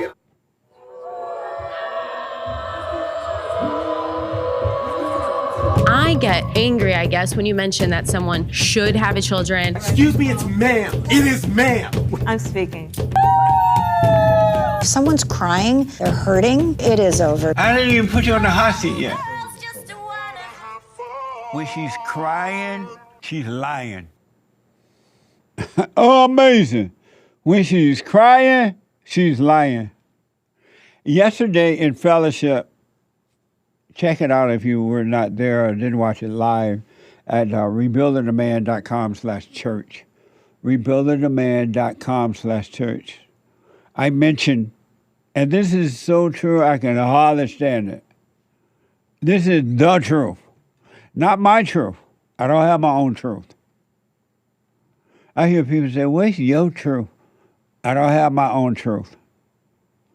But I mentioned that if you never, ever, ever, ever again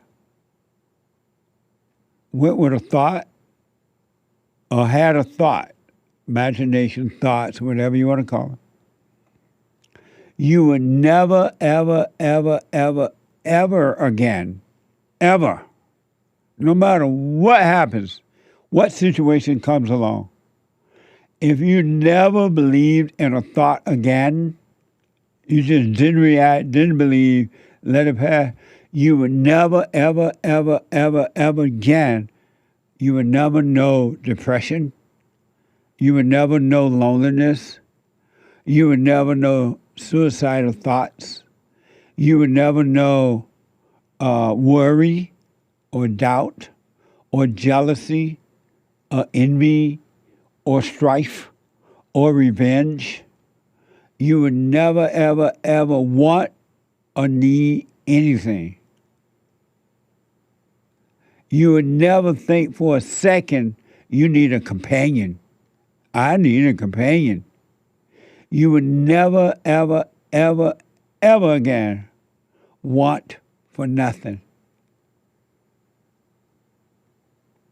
You would never want to be like anyone else. You would never be jealous and want to hurt others.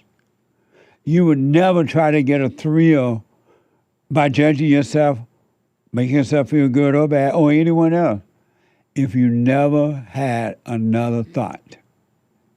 Or even if for now that you're having the thoughts, but they would just come and let them pass, and you don't relate to them at all, give them no cooperation at all. You will 100% be free.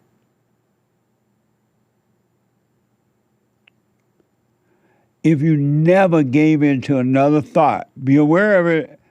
Eventually they won't even come, but until that happens, if you never identify with them at all, you will never be angry again. You will never be happy. There's a difference between happiness and freedom. Happiness comes with thoughts. It's based on what you have or don't have, what you get or don't get. Freedom is not based on anything. If you will only really pay attention to yourself, you will be in control of your own life. And yes, the children of the lies, Satan's children, angry people, will try to control you. They get a thrill from that. But if you're not into thinking, they can't touch you. They're not going to like it. They're going to go all out to try to, because that's what evil does. Evil cannot live alone. You got to give up thoughts. All thoughts are all lies all the time about anything. The so-called, even when you're thinking about God, or you're thinking about Jesus, or you're thinking about the Holy Spirit, those are just empty thoughts. It's not a sign that you know God at all. Matter of fact, it's a sign that you don't know Him.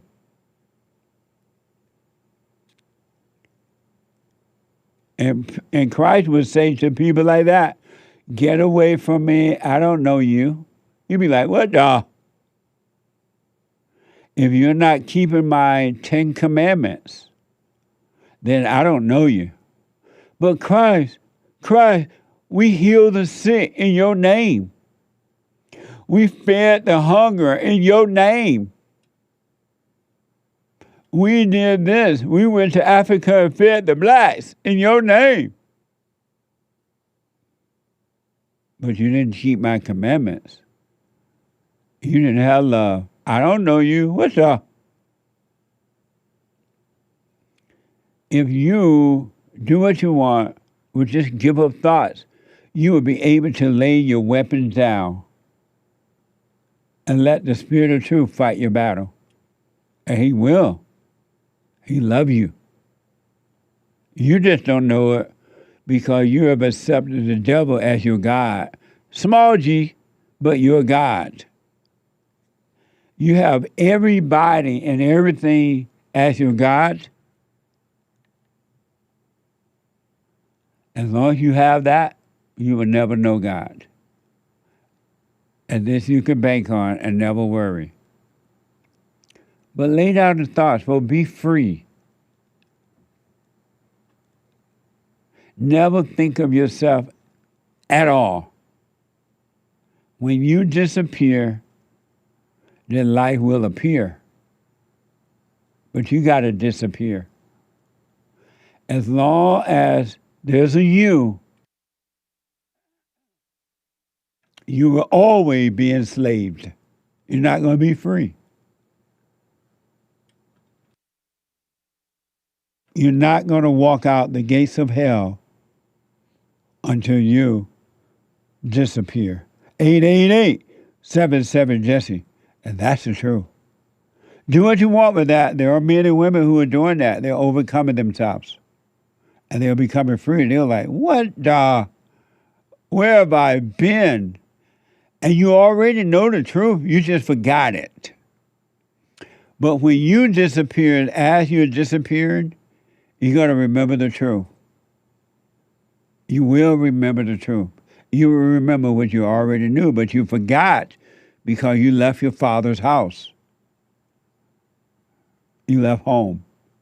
And you've been lost in the wilderness of your imagination.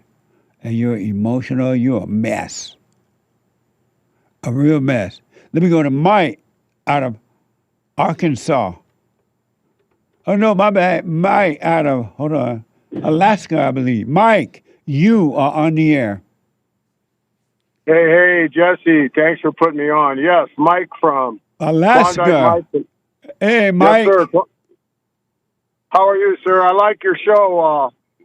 I've only called a couple times before. My best friend's Brady from Arizona. Him and I are. You sound like Brady.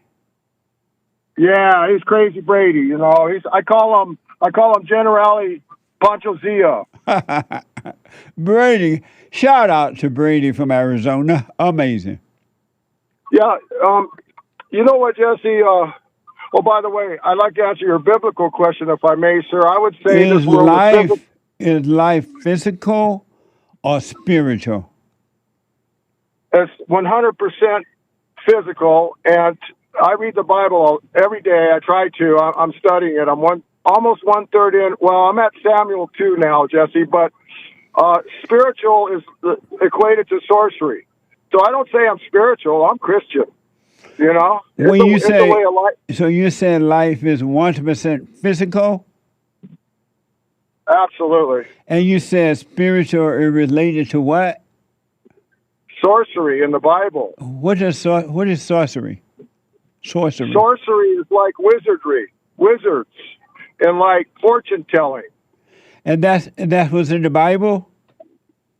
I think so, sir. I think that's what I'm finding out. I'm still not. Well, I'll just say this: my opinion's still out yet. I haven't formed a total opinion yet, but I think being spiritual is way overused because the devil has his spirit. You know, the devil's spirit is down here. So, what kind of spiritual are you? Are you from Cain's seed, or are you from Abel's seed? And so you're reading in the Bible that spiritual is sorcery? Yes, sir. To be spiritual is equated with being a sorcerer. And pharmacia is like dope. Oh, okay. And so you believe that life is 100% physical? Yeah, I think so. Jesse, because that's what gets everybody in trouble. All these perversions and abominations are all physical. And I'll put my 2 cents in on Sunday. Thank you, Mike, for responding. I'm not done yet, though, Jesse. Thank Can I ask you one more thing? Hold on, Mike. Hold on. Thank you for responding to the biblical question. I'll put my 2 cents in on Sunday. And so you call it about being illegal, voting illegally? Yes, sir. I wish I was back in L.A. on Compton Boulevard where I grew up. I'd go see you, Jesse. But maybe someday, maybe this fall, I'll come down to your church. Okay. But yeah, I think. Listen to this, Jesse. This is a fact, and it's our president's only last hope. He's got to find the 2020 vote illegal, which it was. It was definitely stolen. And if he can lock that in cement, then all of Biden's decisions and his auto pen, everything is illegal. Ketanji Brown should not be in there if the president was illegal. So everything has to be redone. That means all the judgments that she has participated in to create a swing vote per se are illegal, null and void, like the presidency. So I'm going to tell everybody right now, don't worry. President Trump will find that the 2020 vote was definitely stolen, like every intelligent American knows. Only the communists are carrying on this hypocrisy. It's the denial of hypocrisy is so stunning in this country that it's dumbfounding. So let me ask, let me ask. Let's say that the president does find that, and he can prove that it happened. Would that change anything? Absolutely. That means that Ketanji Brown gets kicked out of the Supreme Court, and all her judgments that she participated in with those losers on the Supreme Court, except for Clarence Thomas and one other one, are null and void. They're no good. You cannot Who would be strong enough to make her leave? It's not going to be Trump because he's definitely dropped the ball. He put that. I said, who will be strong enough? Let's say that he found all that and found it to be true and proved that it's true. Who would be strong enough to tell that woman to leave the court? I would say right now that it will have to be put before Congress, and the bums, John Thune there, and a little Poindexter, I'm sure there'll be a battle in court, but it's got to go to Congress. I mean, absolutely the vote was stolen. So everything that idiot did. My point is, there's not one person other than Trump that would have, if the president found out that was true about the votes, you said, there's not but one person that could make her leave, and he's not going to do that. She's a black female liberal, especially black liberal female. There's not one person that would make her leave. Okay, look, Jesse. Is that a fact or not? Don't call her a liberal, Jesse. Don't call her a liberal. She's a communist. She's a communist. Mike, is that true or not? No, it's not true because, I'll tell you what. It's all in our president's hand. If he can get rid of Todd Blanche, the head of Department of Justice, who absolutely is a communist, and he got rid of all the good one, Marjorie Taylor Greene and Thomas Massey was unbelievably a good patriot. And for him, in what way? And Alex Jones too, because he stood up to some of Trump's BS. Did you vote for Trump? Hey, I voted for Trump, but I will never vote again in America until the vote is cleaned up. Why should I vote and have my vote weaponized against me? Oh, no way, baby. So you're not going to vote anymore? Never, ever, ever, ever going to vote again because of President Trump. Ever. Why? It's useless. Why? Because of Trump. Why? Because of Trump. Look, I was MAGA redneck. He followed me, and I warned him 2 years before the 2020 vote in 2018. I said, President Trump, boss, you've got to get a vote task force or you're going to lose. They're going to steal the vote, and they're going to eat our babies. Go on there right now and look at my post. But listen to me, Mike. Calm down. Yes, sir. You would not vote for Trump because of what? Oh, I won't vote for Trump. I didn't vote for him last time because he will not secure the vote. He won't stop abortion. He won't stop immigration now. He told Tom Homan to back off. He won't continue on with the Epstein files. Is downfall. Is there anything good that the Great White Hope is doing? He is restoring some of our original rights. Big deal. Like what, for example? Like what, Mike, for example? For example, he's opening up the West to exploration again, and he's shutting down these doggone useless wind turbines and black energy. Do you know, Jesse, that one turbine blade takes 53 balsa trees? There's no more balsa trees left. And they just cut down 4,700 Joshua trees in California.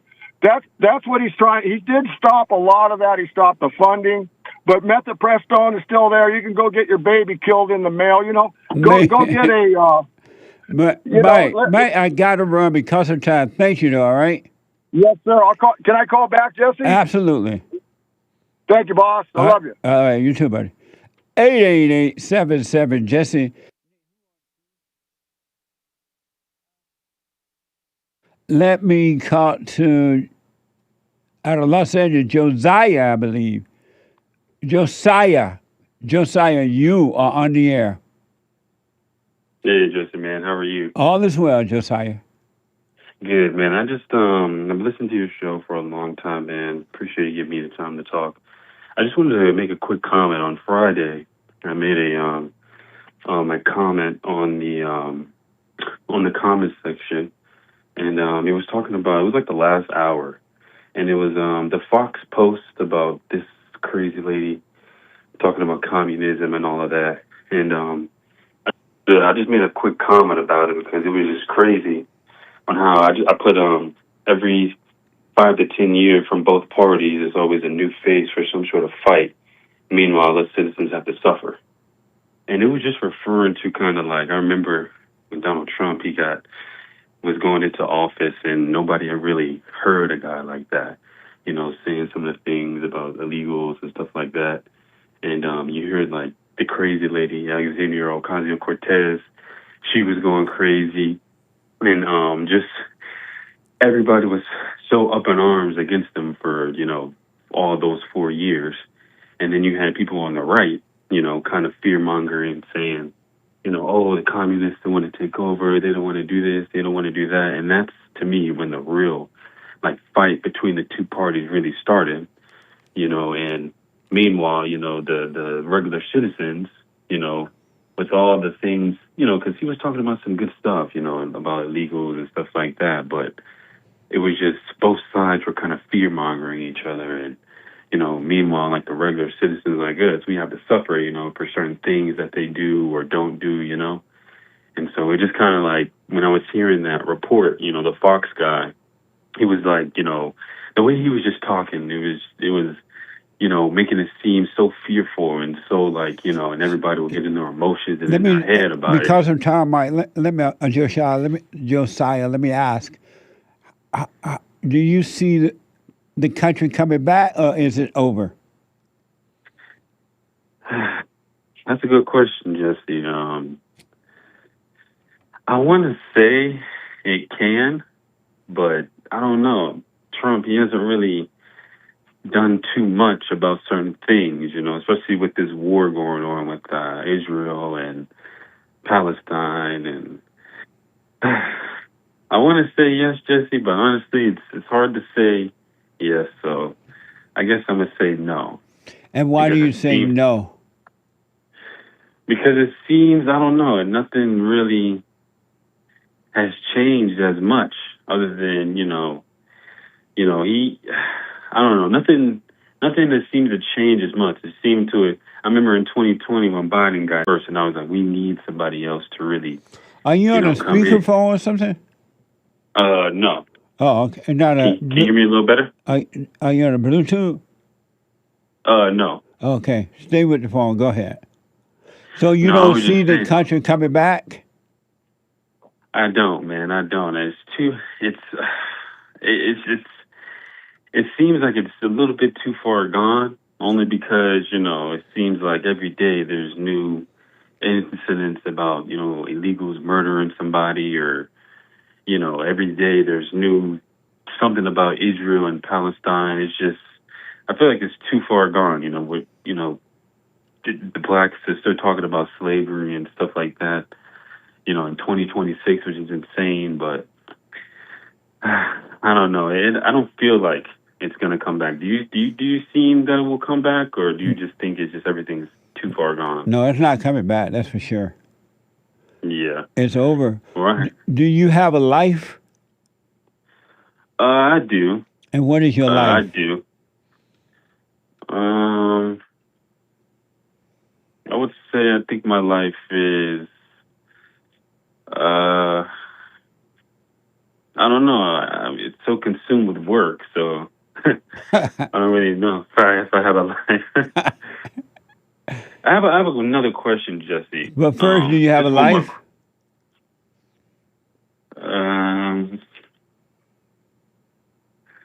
Yes. And what is your life? My life, man, it's super hard to. I don't know how to answer that, Jesse. I want to answer it in a long paragraph, but that's not really. I wouldn't be telling the truth. I feel like, but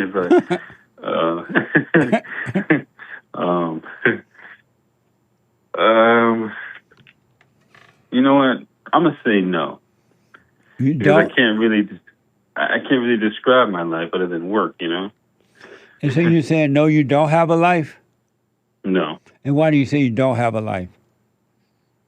because I feel like I'll wake up, go to work, come home, nap, and then get ready for work the next day. So you don't have a life. No. And what's it like not having a life? Well, I don't do the silent prayer as much as I should. So it could be a bit frustrating because my thoughts always consume my head sometimes. And I know, like, I've been listening to you for over almost 10 years now. And I know by now I should know that thoughts are all lies, but sometimes it's a bit hard to because I have too many consuming thoughts. So I don't know. It doesn't really feel I don't really feel anything. I just kind of just keep moving, you know? And why you're not working on your life, your spiritual life? I'm not sure. Just I do believe in Jesus Christ. I do, do love. I feel like I am a Christian. But it's just hard, because I have I have things I want to do in my life that I feel like, I haven't done and still want to do. And why do you say you love Jesus Christ? Because when I was a kid, I really didn't believe in him. I was like, how can God allow this? How can God allow certain things to happen? But eventually I was just like, whatever is to be done by him, it is to be done. It is what it is, and just gotta keep praying, I guess. But why do you say you love Jesus Christ, but yet you worship thoughts? Because I know at the end of the day, after I worship those thoughts, I know that they aren't real. I know that that's just the devil playing tricks on me. But why do you, if you love Jesus Christ, why don't you stay present with him so the Father can make you free from them? The Son, the Father of Jesus Christ can make you free from them.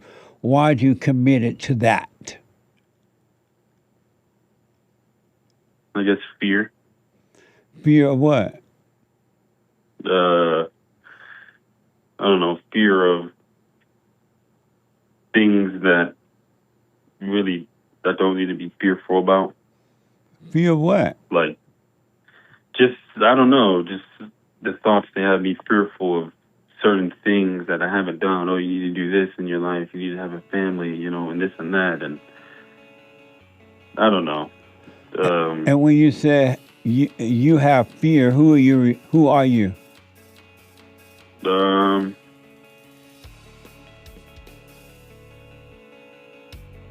Man, Jesse, I didn't think I'd be thinking this deep this morning. Hold on. Let me take a quick. Can you hold? I actually cannot, but I can call in tomorrow. Okay. Because I actually did have another question. All right, call me back tomorrow. All right, thank you, man. All right, appreciate it. All right. The scratch off is available on Pules.net. Back in a moment.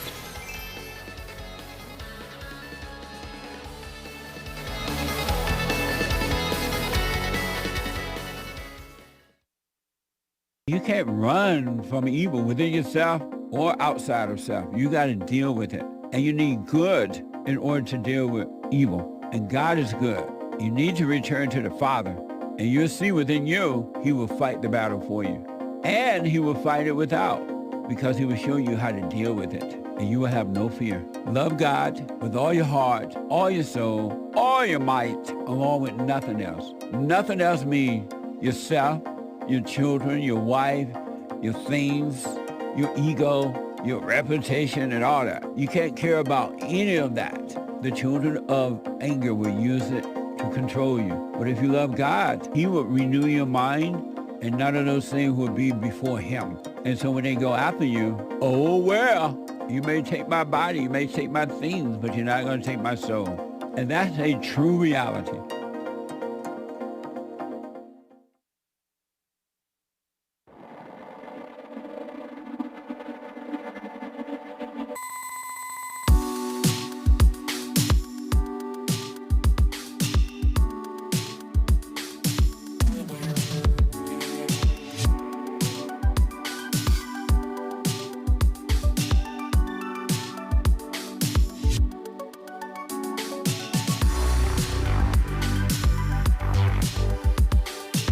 Okay, welcome back. The Hake Report is coming up at the top of this hour. The Hake, Hake Report.com from 9 to 11. And after the Hake Report, the American Anchor Baby. The American Anchor Baby at 11 a.m. Pacific time from 11 to 1 p.m. Pacific time. And check out Punchy.tv with Bill. Punchy.tv. Bill has a brand new episode up there from last Wednesday. Punchy.tv with Bill. Don't mess with Bill. Amazing. And we are having a Men's Forum. This Thursday is the first Thursday of the month, every first Thursday at 7 p.m. Come on down, guys. Amazing. And then support us. We need your donations. We need your financial support all through the summer, so don't forget us. As we are helping, you are helping us to help others, as you have been helping as well. And I appreciate it. Go to JesseLeePeterson.com. Am I right? JLP. What is it? Oh, JLPtalk.com. JLPtalk.com or JesseLeePeterson.com/show. Or you can scan the QR code. Or you can mail it in. Make the check or money order out to Bond. BOND. It is tax deductible. We're 501c3 all the way.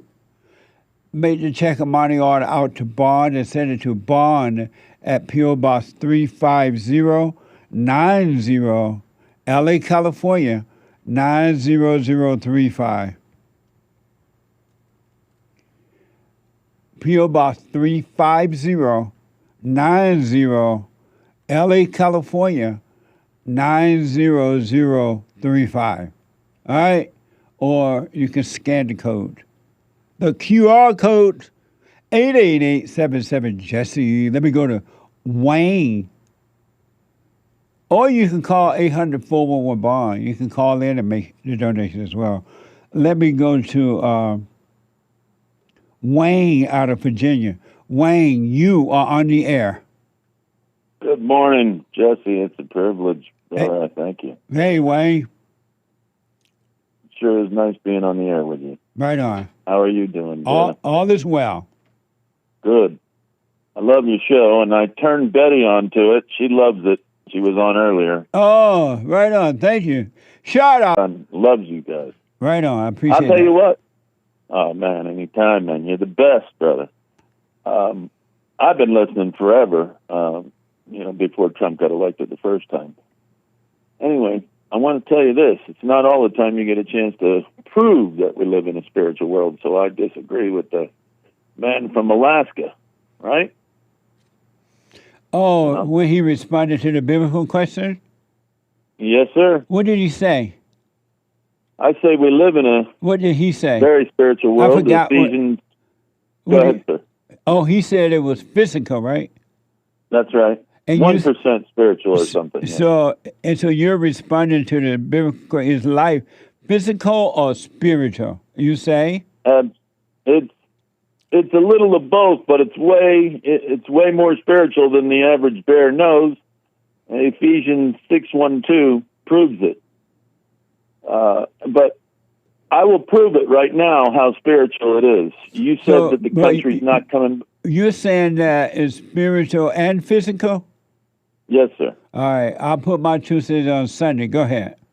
I'll be listening. I'll be looking forward to that. All right. Here's my point. I can prove that it's a spiritual world right now on the air. Okay. Are you familiar with the Economist magazine cover? No. It's owned by the Rothschild family. Look it up. If you look at the cover of 2012, you will see Bibi Netanyahu on a paraglider. Opposite of him, a Palestinian.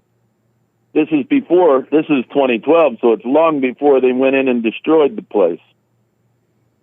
You will see at the top of that magazine cover, because it's all witchcraft, black magic. Just like when Moses had Aaron put the staff down on Pharaoh's stairs and it turned into a cobra. And Pharaoh said, cheap parlor trick, and had his black magic guy come over, put a staff down, and it turned into 2 cobras. Well, biblically, that cobra of God swallowed Pharaoh's black magic representative there, his high priest. It swallowed his 2 cobras right up. God's did. Of course, God's power is much greater than Satan's, right? He created Satan, for goodness sake. And because of time, what's your proof that it's spiritual? Okay. At the top of that magazine is Bibi Netanyahu on a paraglider. The real event happened 2023, October 7, where the Palestinians came across the wall into Israel and supposedly murdered. See, that was a false flag event. That was the beginning of the Build Back Better. You heard all of the leaders. If you go onto YouTube, you can see all of the leaders around COVID time, 2020, saying that we need to build back better. I invite you to do that. Build Back Better really means New World Order. That event, them going into Palestine, was the beginning of World War III and the kickoff, officially, of World War III and the spiritual. Listen, these people are black. So you said that life is 1% spiritual or spiritual and physical? It's both, but I'm proving it to you. And if you look into things that I'm saying right now, you will see that what I'm telling you is absolute fact and truth. And if I saw that magazine, it would prove that, in your mind, it would prove that that life is spiritual or physical. It'll prove to you that it's spiritual. These people told you ahead of time what was coming. I'll tell you what else. You need to read Agenda 2030, all right? Look into and listen to everything Johnny Todd says on YouTube and Rumble. You can hear, it's just audio, about 9 hours of audio. You will love that. Johnny Todd. So it's a spiritual in a good way or a bad way? It's both. It's the struggle between the powers of good and evil.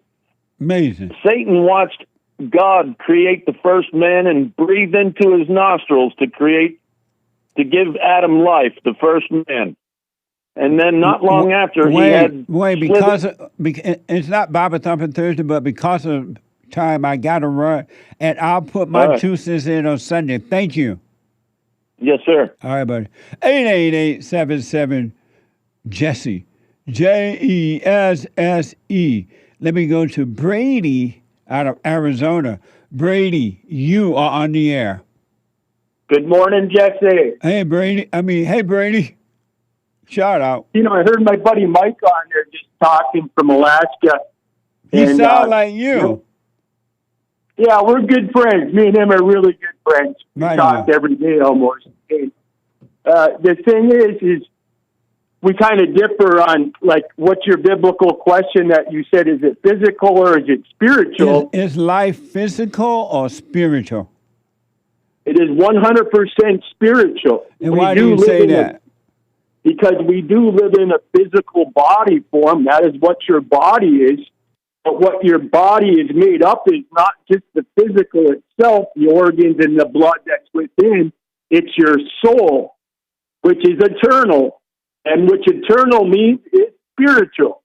Your spirit does carry on after death. So, so you said life is spiritual and not physical. Correct, 100%. Because we are eternal beings of God Himself. Our soul carries on. You said that. I appreciate that. I'll put my little 2 cents in on Sunday. Thank you. And the other thing is, since we are eternal, I think Mike said it was sorcery too. I think. Yeah, he gets a little goofy on that sorcery stuff because, I live in the land of witches and sorcerers out here in the Mojave Desert. Every person I come across out here is into witchcraft and spiritualism. And, the way I look at that is it's more, it's not against Christ. It's just they have a way, they're into the pagan way. The spiritualism, the Satanism, into the pagan objects, worshiping Moloch and Baal and El and the sun. That's where it's different. Where we're Christians, we believe in God and His Son, Christ. The ones on the other side, the dark magic and the sorcerers and the ones that are doing their spell magic, they're all evil, and that's the difference. You're either for good and God and Christ. Who said that, James? I don't know what. Pardon me?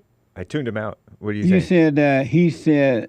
No, the other guys, the three callers ago Said what? that saying life is spiritual, that's sorcery, like what you just said. Oh, your friend said he said spiritual is witchcraft or sorcery or something like that. You agree with that? No, that's absolutely hogwash. He's a little bit goofy. He's been up in Alaska too long. His brain's getting a little chilled there. We got to turn that thinking cap back on.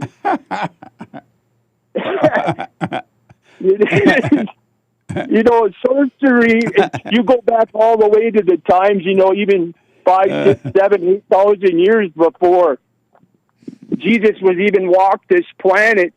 And you look all the different forms of spiritualism in the giants and all the spells that they were doing and what they were praying to. The whole world was all about spells and magic and praying to pagan entities, amazing things that were giants. And when Christ came to the earth, that's when that mentality of praying to the pagan gods changed. We're still in a problem. We're still in the age of Pisces. Let me ask, because of time, Brady, do you love the Jews? Oh, man, why do you have to do that Monday morning? You know about Jesus and God, so I'm still wondering, do you love the Jews? You know what they're doing? I'm working on it, Jesse. Again, we're just working on that subject because until this war is over. And what's the answer? Do you love the Jews or not? You can't do this Monday, I said. Why? You were talking about sorcery and all that. I just wonder. That's the J word. I can't talk about the J word or the N word. I can't. No, I'm talking about love. There's nothing to do with love with the Jews, Jesse. That's what you're going to understand one day. So you don't love them? I guess since they don't have any love within them, I guess I can't love them either. So you don't love the Jews? You really got to go there. I'm not really happy with them. Let's leave it at that. But do you love them? No. What? I'm sorry. I'm supposed to keep my pastor friend tells me to keep my lips tight-lipped when they ask me the question like you just did, and let God handle it. That's what I'm supposed to tell. How can you love God and Jesus and not love the Jews? Like I said, my pastor friend told me yesterday, when Jesse asks you this question, tell him let God handle that question. Let God handle what question? If the Jews are worthy of being loved. You don't think they're worthy of love?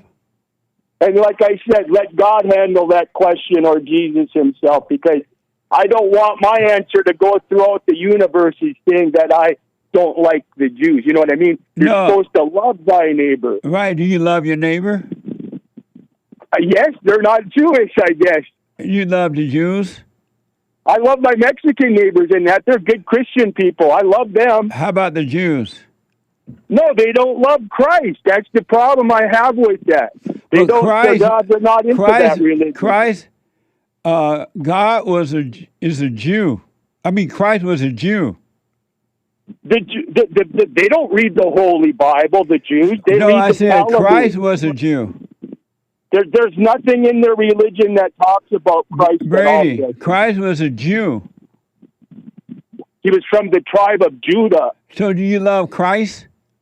Yes, because he was from the how tribe you love of Judah. Christ, but you don't love all his people? Because they're not from the tribe of Judah and they're not one of Christ. They're from the other side. They're from the evil side. That's amazing. Brady, I got to run because of time. I'll put my 2 cents on Sunday. I appreciate it.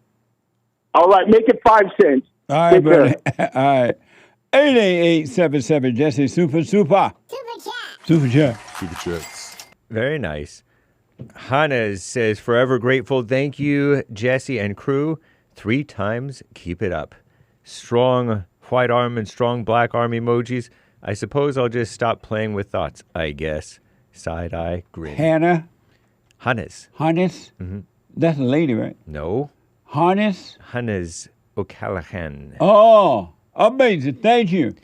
I appreciate that. Thank you. From Ireland. Right on. Thank you. Eric, 5 coffees. Shout out to Betty. Great call. Shout out to Betty. Amazing. Welcome, Forrest Thuggins. New member. Thank you, Forrest. I appreciate it. Another from Hannes. This is what will happen to white people. A great filtering will happen / is happening.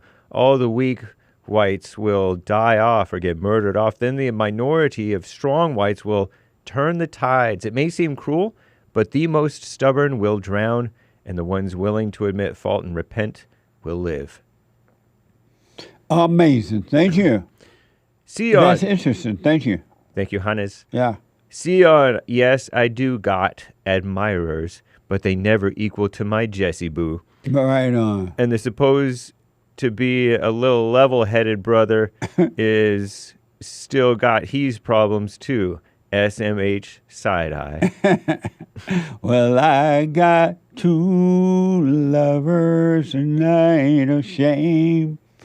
2 lovers and I love them both the same. Right on, Sion. Amazing. Mike Young, hey, Jesse, 2 things I want to mention. Have you seen Megyn Kelly's rant about Haiti? And also imagine if President Trump reacted to the Caitlin Clark incident, then black people would be losing their minds. What do you think? I haven't seen it. I have not seen it. Thank you. It was enough to make her cuss. Amazing. I have not seen it, Mike. Thank you. Nick LeBoy, at this point, Trump should add 3 to 4 more Supreme Court justices that are men and true American patriots, and take no advice from rhinos on the picks, and stop hiring women for a man's position. I rest my case. Very good point. Look at that Kagan woman. I knew the president should not hire her. But no, he didn't listen. Amazing. Thank you. Mercury 8023. My wife just threw up because I made some noise. I'm laughing hysterically. Is this evil? I don't know. I cleaned it up a little bit. Yeah, I don't know. I went there, so I don't know. I have to ask her. Amazing. Indeed. Thank you. Nice. And thank you, guys. I do believe that's all for now. Amazing. Thank you. Amazing. Stay with us. Stay with us. Stay with us. Brian out of Florida. Brian, you are on the air. How's it going, Jesse? Nice to speak with you. All is well, Brian. That's right. That's all right. So I was calling because I have, I think, some interesting solutions I wanted to run by you and see what your opinions were. All right. So I'll just take 2 issues. No one's ever going to agree on them. You got reparations and you got abortion. And there's a lot of other issues throughout the country that we don't agree on. But these are two that I'm a conservative, ultimately. But I think in any deal, both sides need to like what they're doing, but they also need to make a compromise. And with reparations, I don't believe in reparations, but I think if it was getting these people out of the country, if that was the choice to say, okay, we'll give you $50,000, but you have to leave and never come back. Because my thinking is this: if you're driving a car and someone hits your car and it's their fault, they destroyed your car, and you're getting paid out, they don't owe you more than the replacement. They don't owe you the money to replace the car plus another car. They owe you one or the other. So that's my solution for reparations would be, okay, we'll do reparations, but you have to leave and never come back. But we don't owe reparations at all. I know, and that's why they're going to leave, and then we both win. See, that's the thing. Nobody is going to agree with it. That's the problem with both of my solutions, is that no one's going to agree on it completely, because on the right, people are going to say, we don't owe reparations. And I agree with you, Jesse. We don't owe reparations. They've benefited in this country just like everyone else. Right. There's no racism. More than anyone else, to be honest, with free stuff for the last 70 years or so. You know what's going to happen, Jesse, is that they would say, okay, we'll take it, and then none of the other countries are going to want to take them. So they can go do what they got to do, and then our country's going to be better for it, Jesse, because we're not going to be paying welfare and baby mamas and SNAP benefits. They're going to be gone, and they're going to be gone forever. Because but you know what will happen because of Taliban? They're not going to accept $50,000 to lead this country, because they know they're in the best country on this side of heaven. They're not going anywhere. Right, and then that ends the debate. And that's the whole point. I see. Absolutely. Yeah. That would actually end the debate, because it's like, look, we gave you the opportunity. You didn't leave, so shut up. That's right. Brian, let me ask, because of time, do you have a life? Not one that I want, but I have a life, Jesse. You do? And what is your life? My life is an adventure through Christ, and I'm making a choice to take risks, and it's scary, but I feel alive because for the first time in my life, I'm not beholden to a corporate master. I'm doing my own thing. And when you say that you don't have the one you want, what life do you want? I want a family, Jesse. I want kids. I don't want to be working 14 hours a day like I am right now. I want a boat. I want to be in the sunshine. And why do you want those things?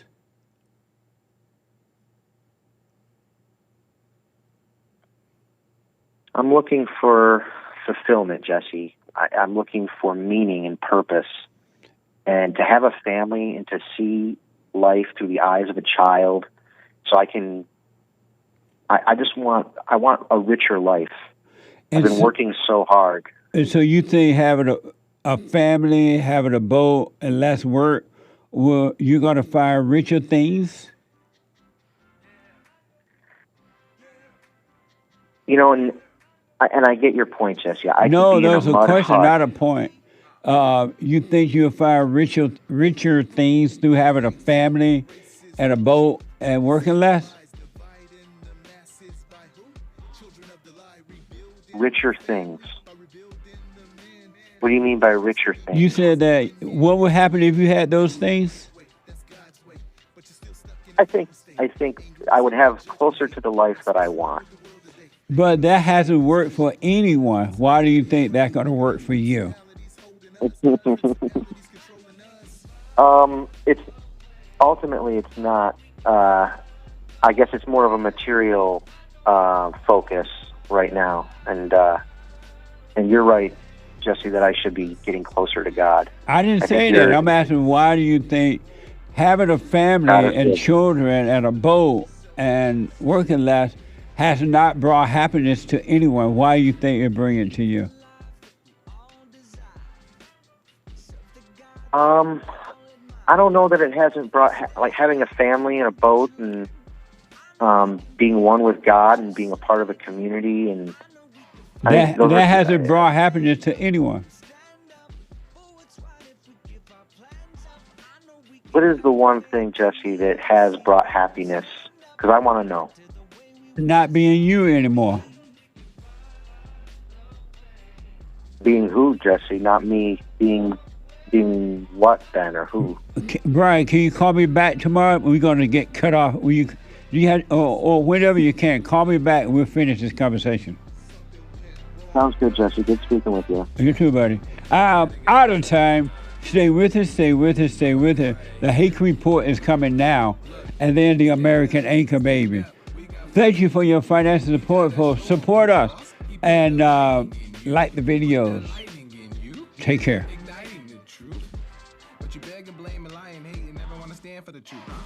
So what you planning to do? You understand in the loop. You better go talk to your mama. Better stop at the drama. Better drop all the trauma. Boy, you better stand up and up. Put your hand up and hut. Cause if we don't, then we lose. And then we gotta hear the fake news. Whoa.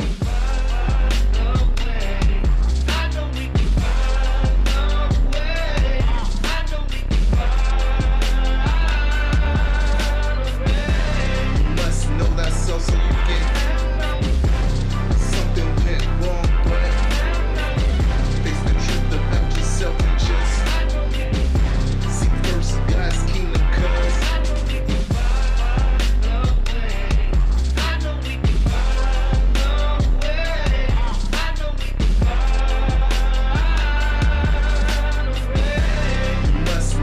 so you get something went wrong, but face the truth about yourself and just seek first God's kingdom, cause I know we can find a way. I know we can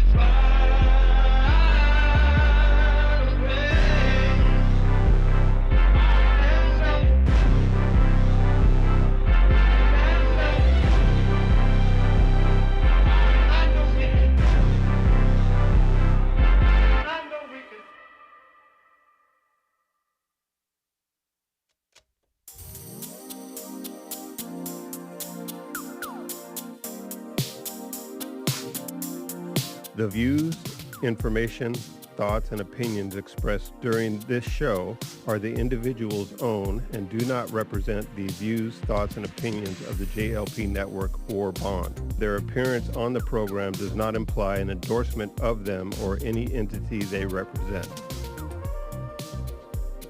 The material and information presented here is for general information purposes only.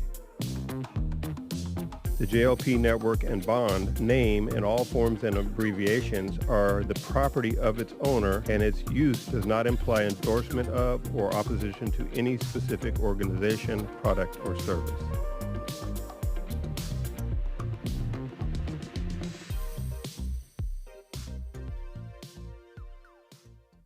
Check out Punchy's Coffee. I have my own coffee now. Punchy Coffee is good. Every bag is roasted to order. Freshest flavor. Top quality.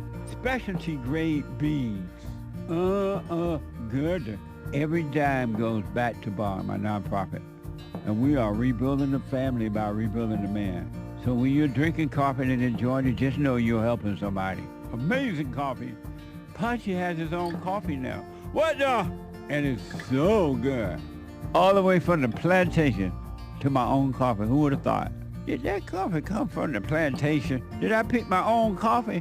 Check it out. Go to rebuildingtheman.com, rebuildingtheman.com/stores and get Punchy's Coffee.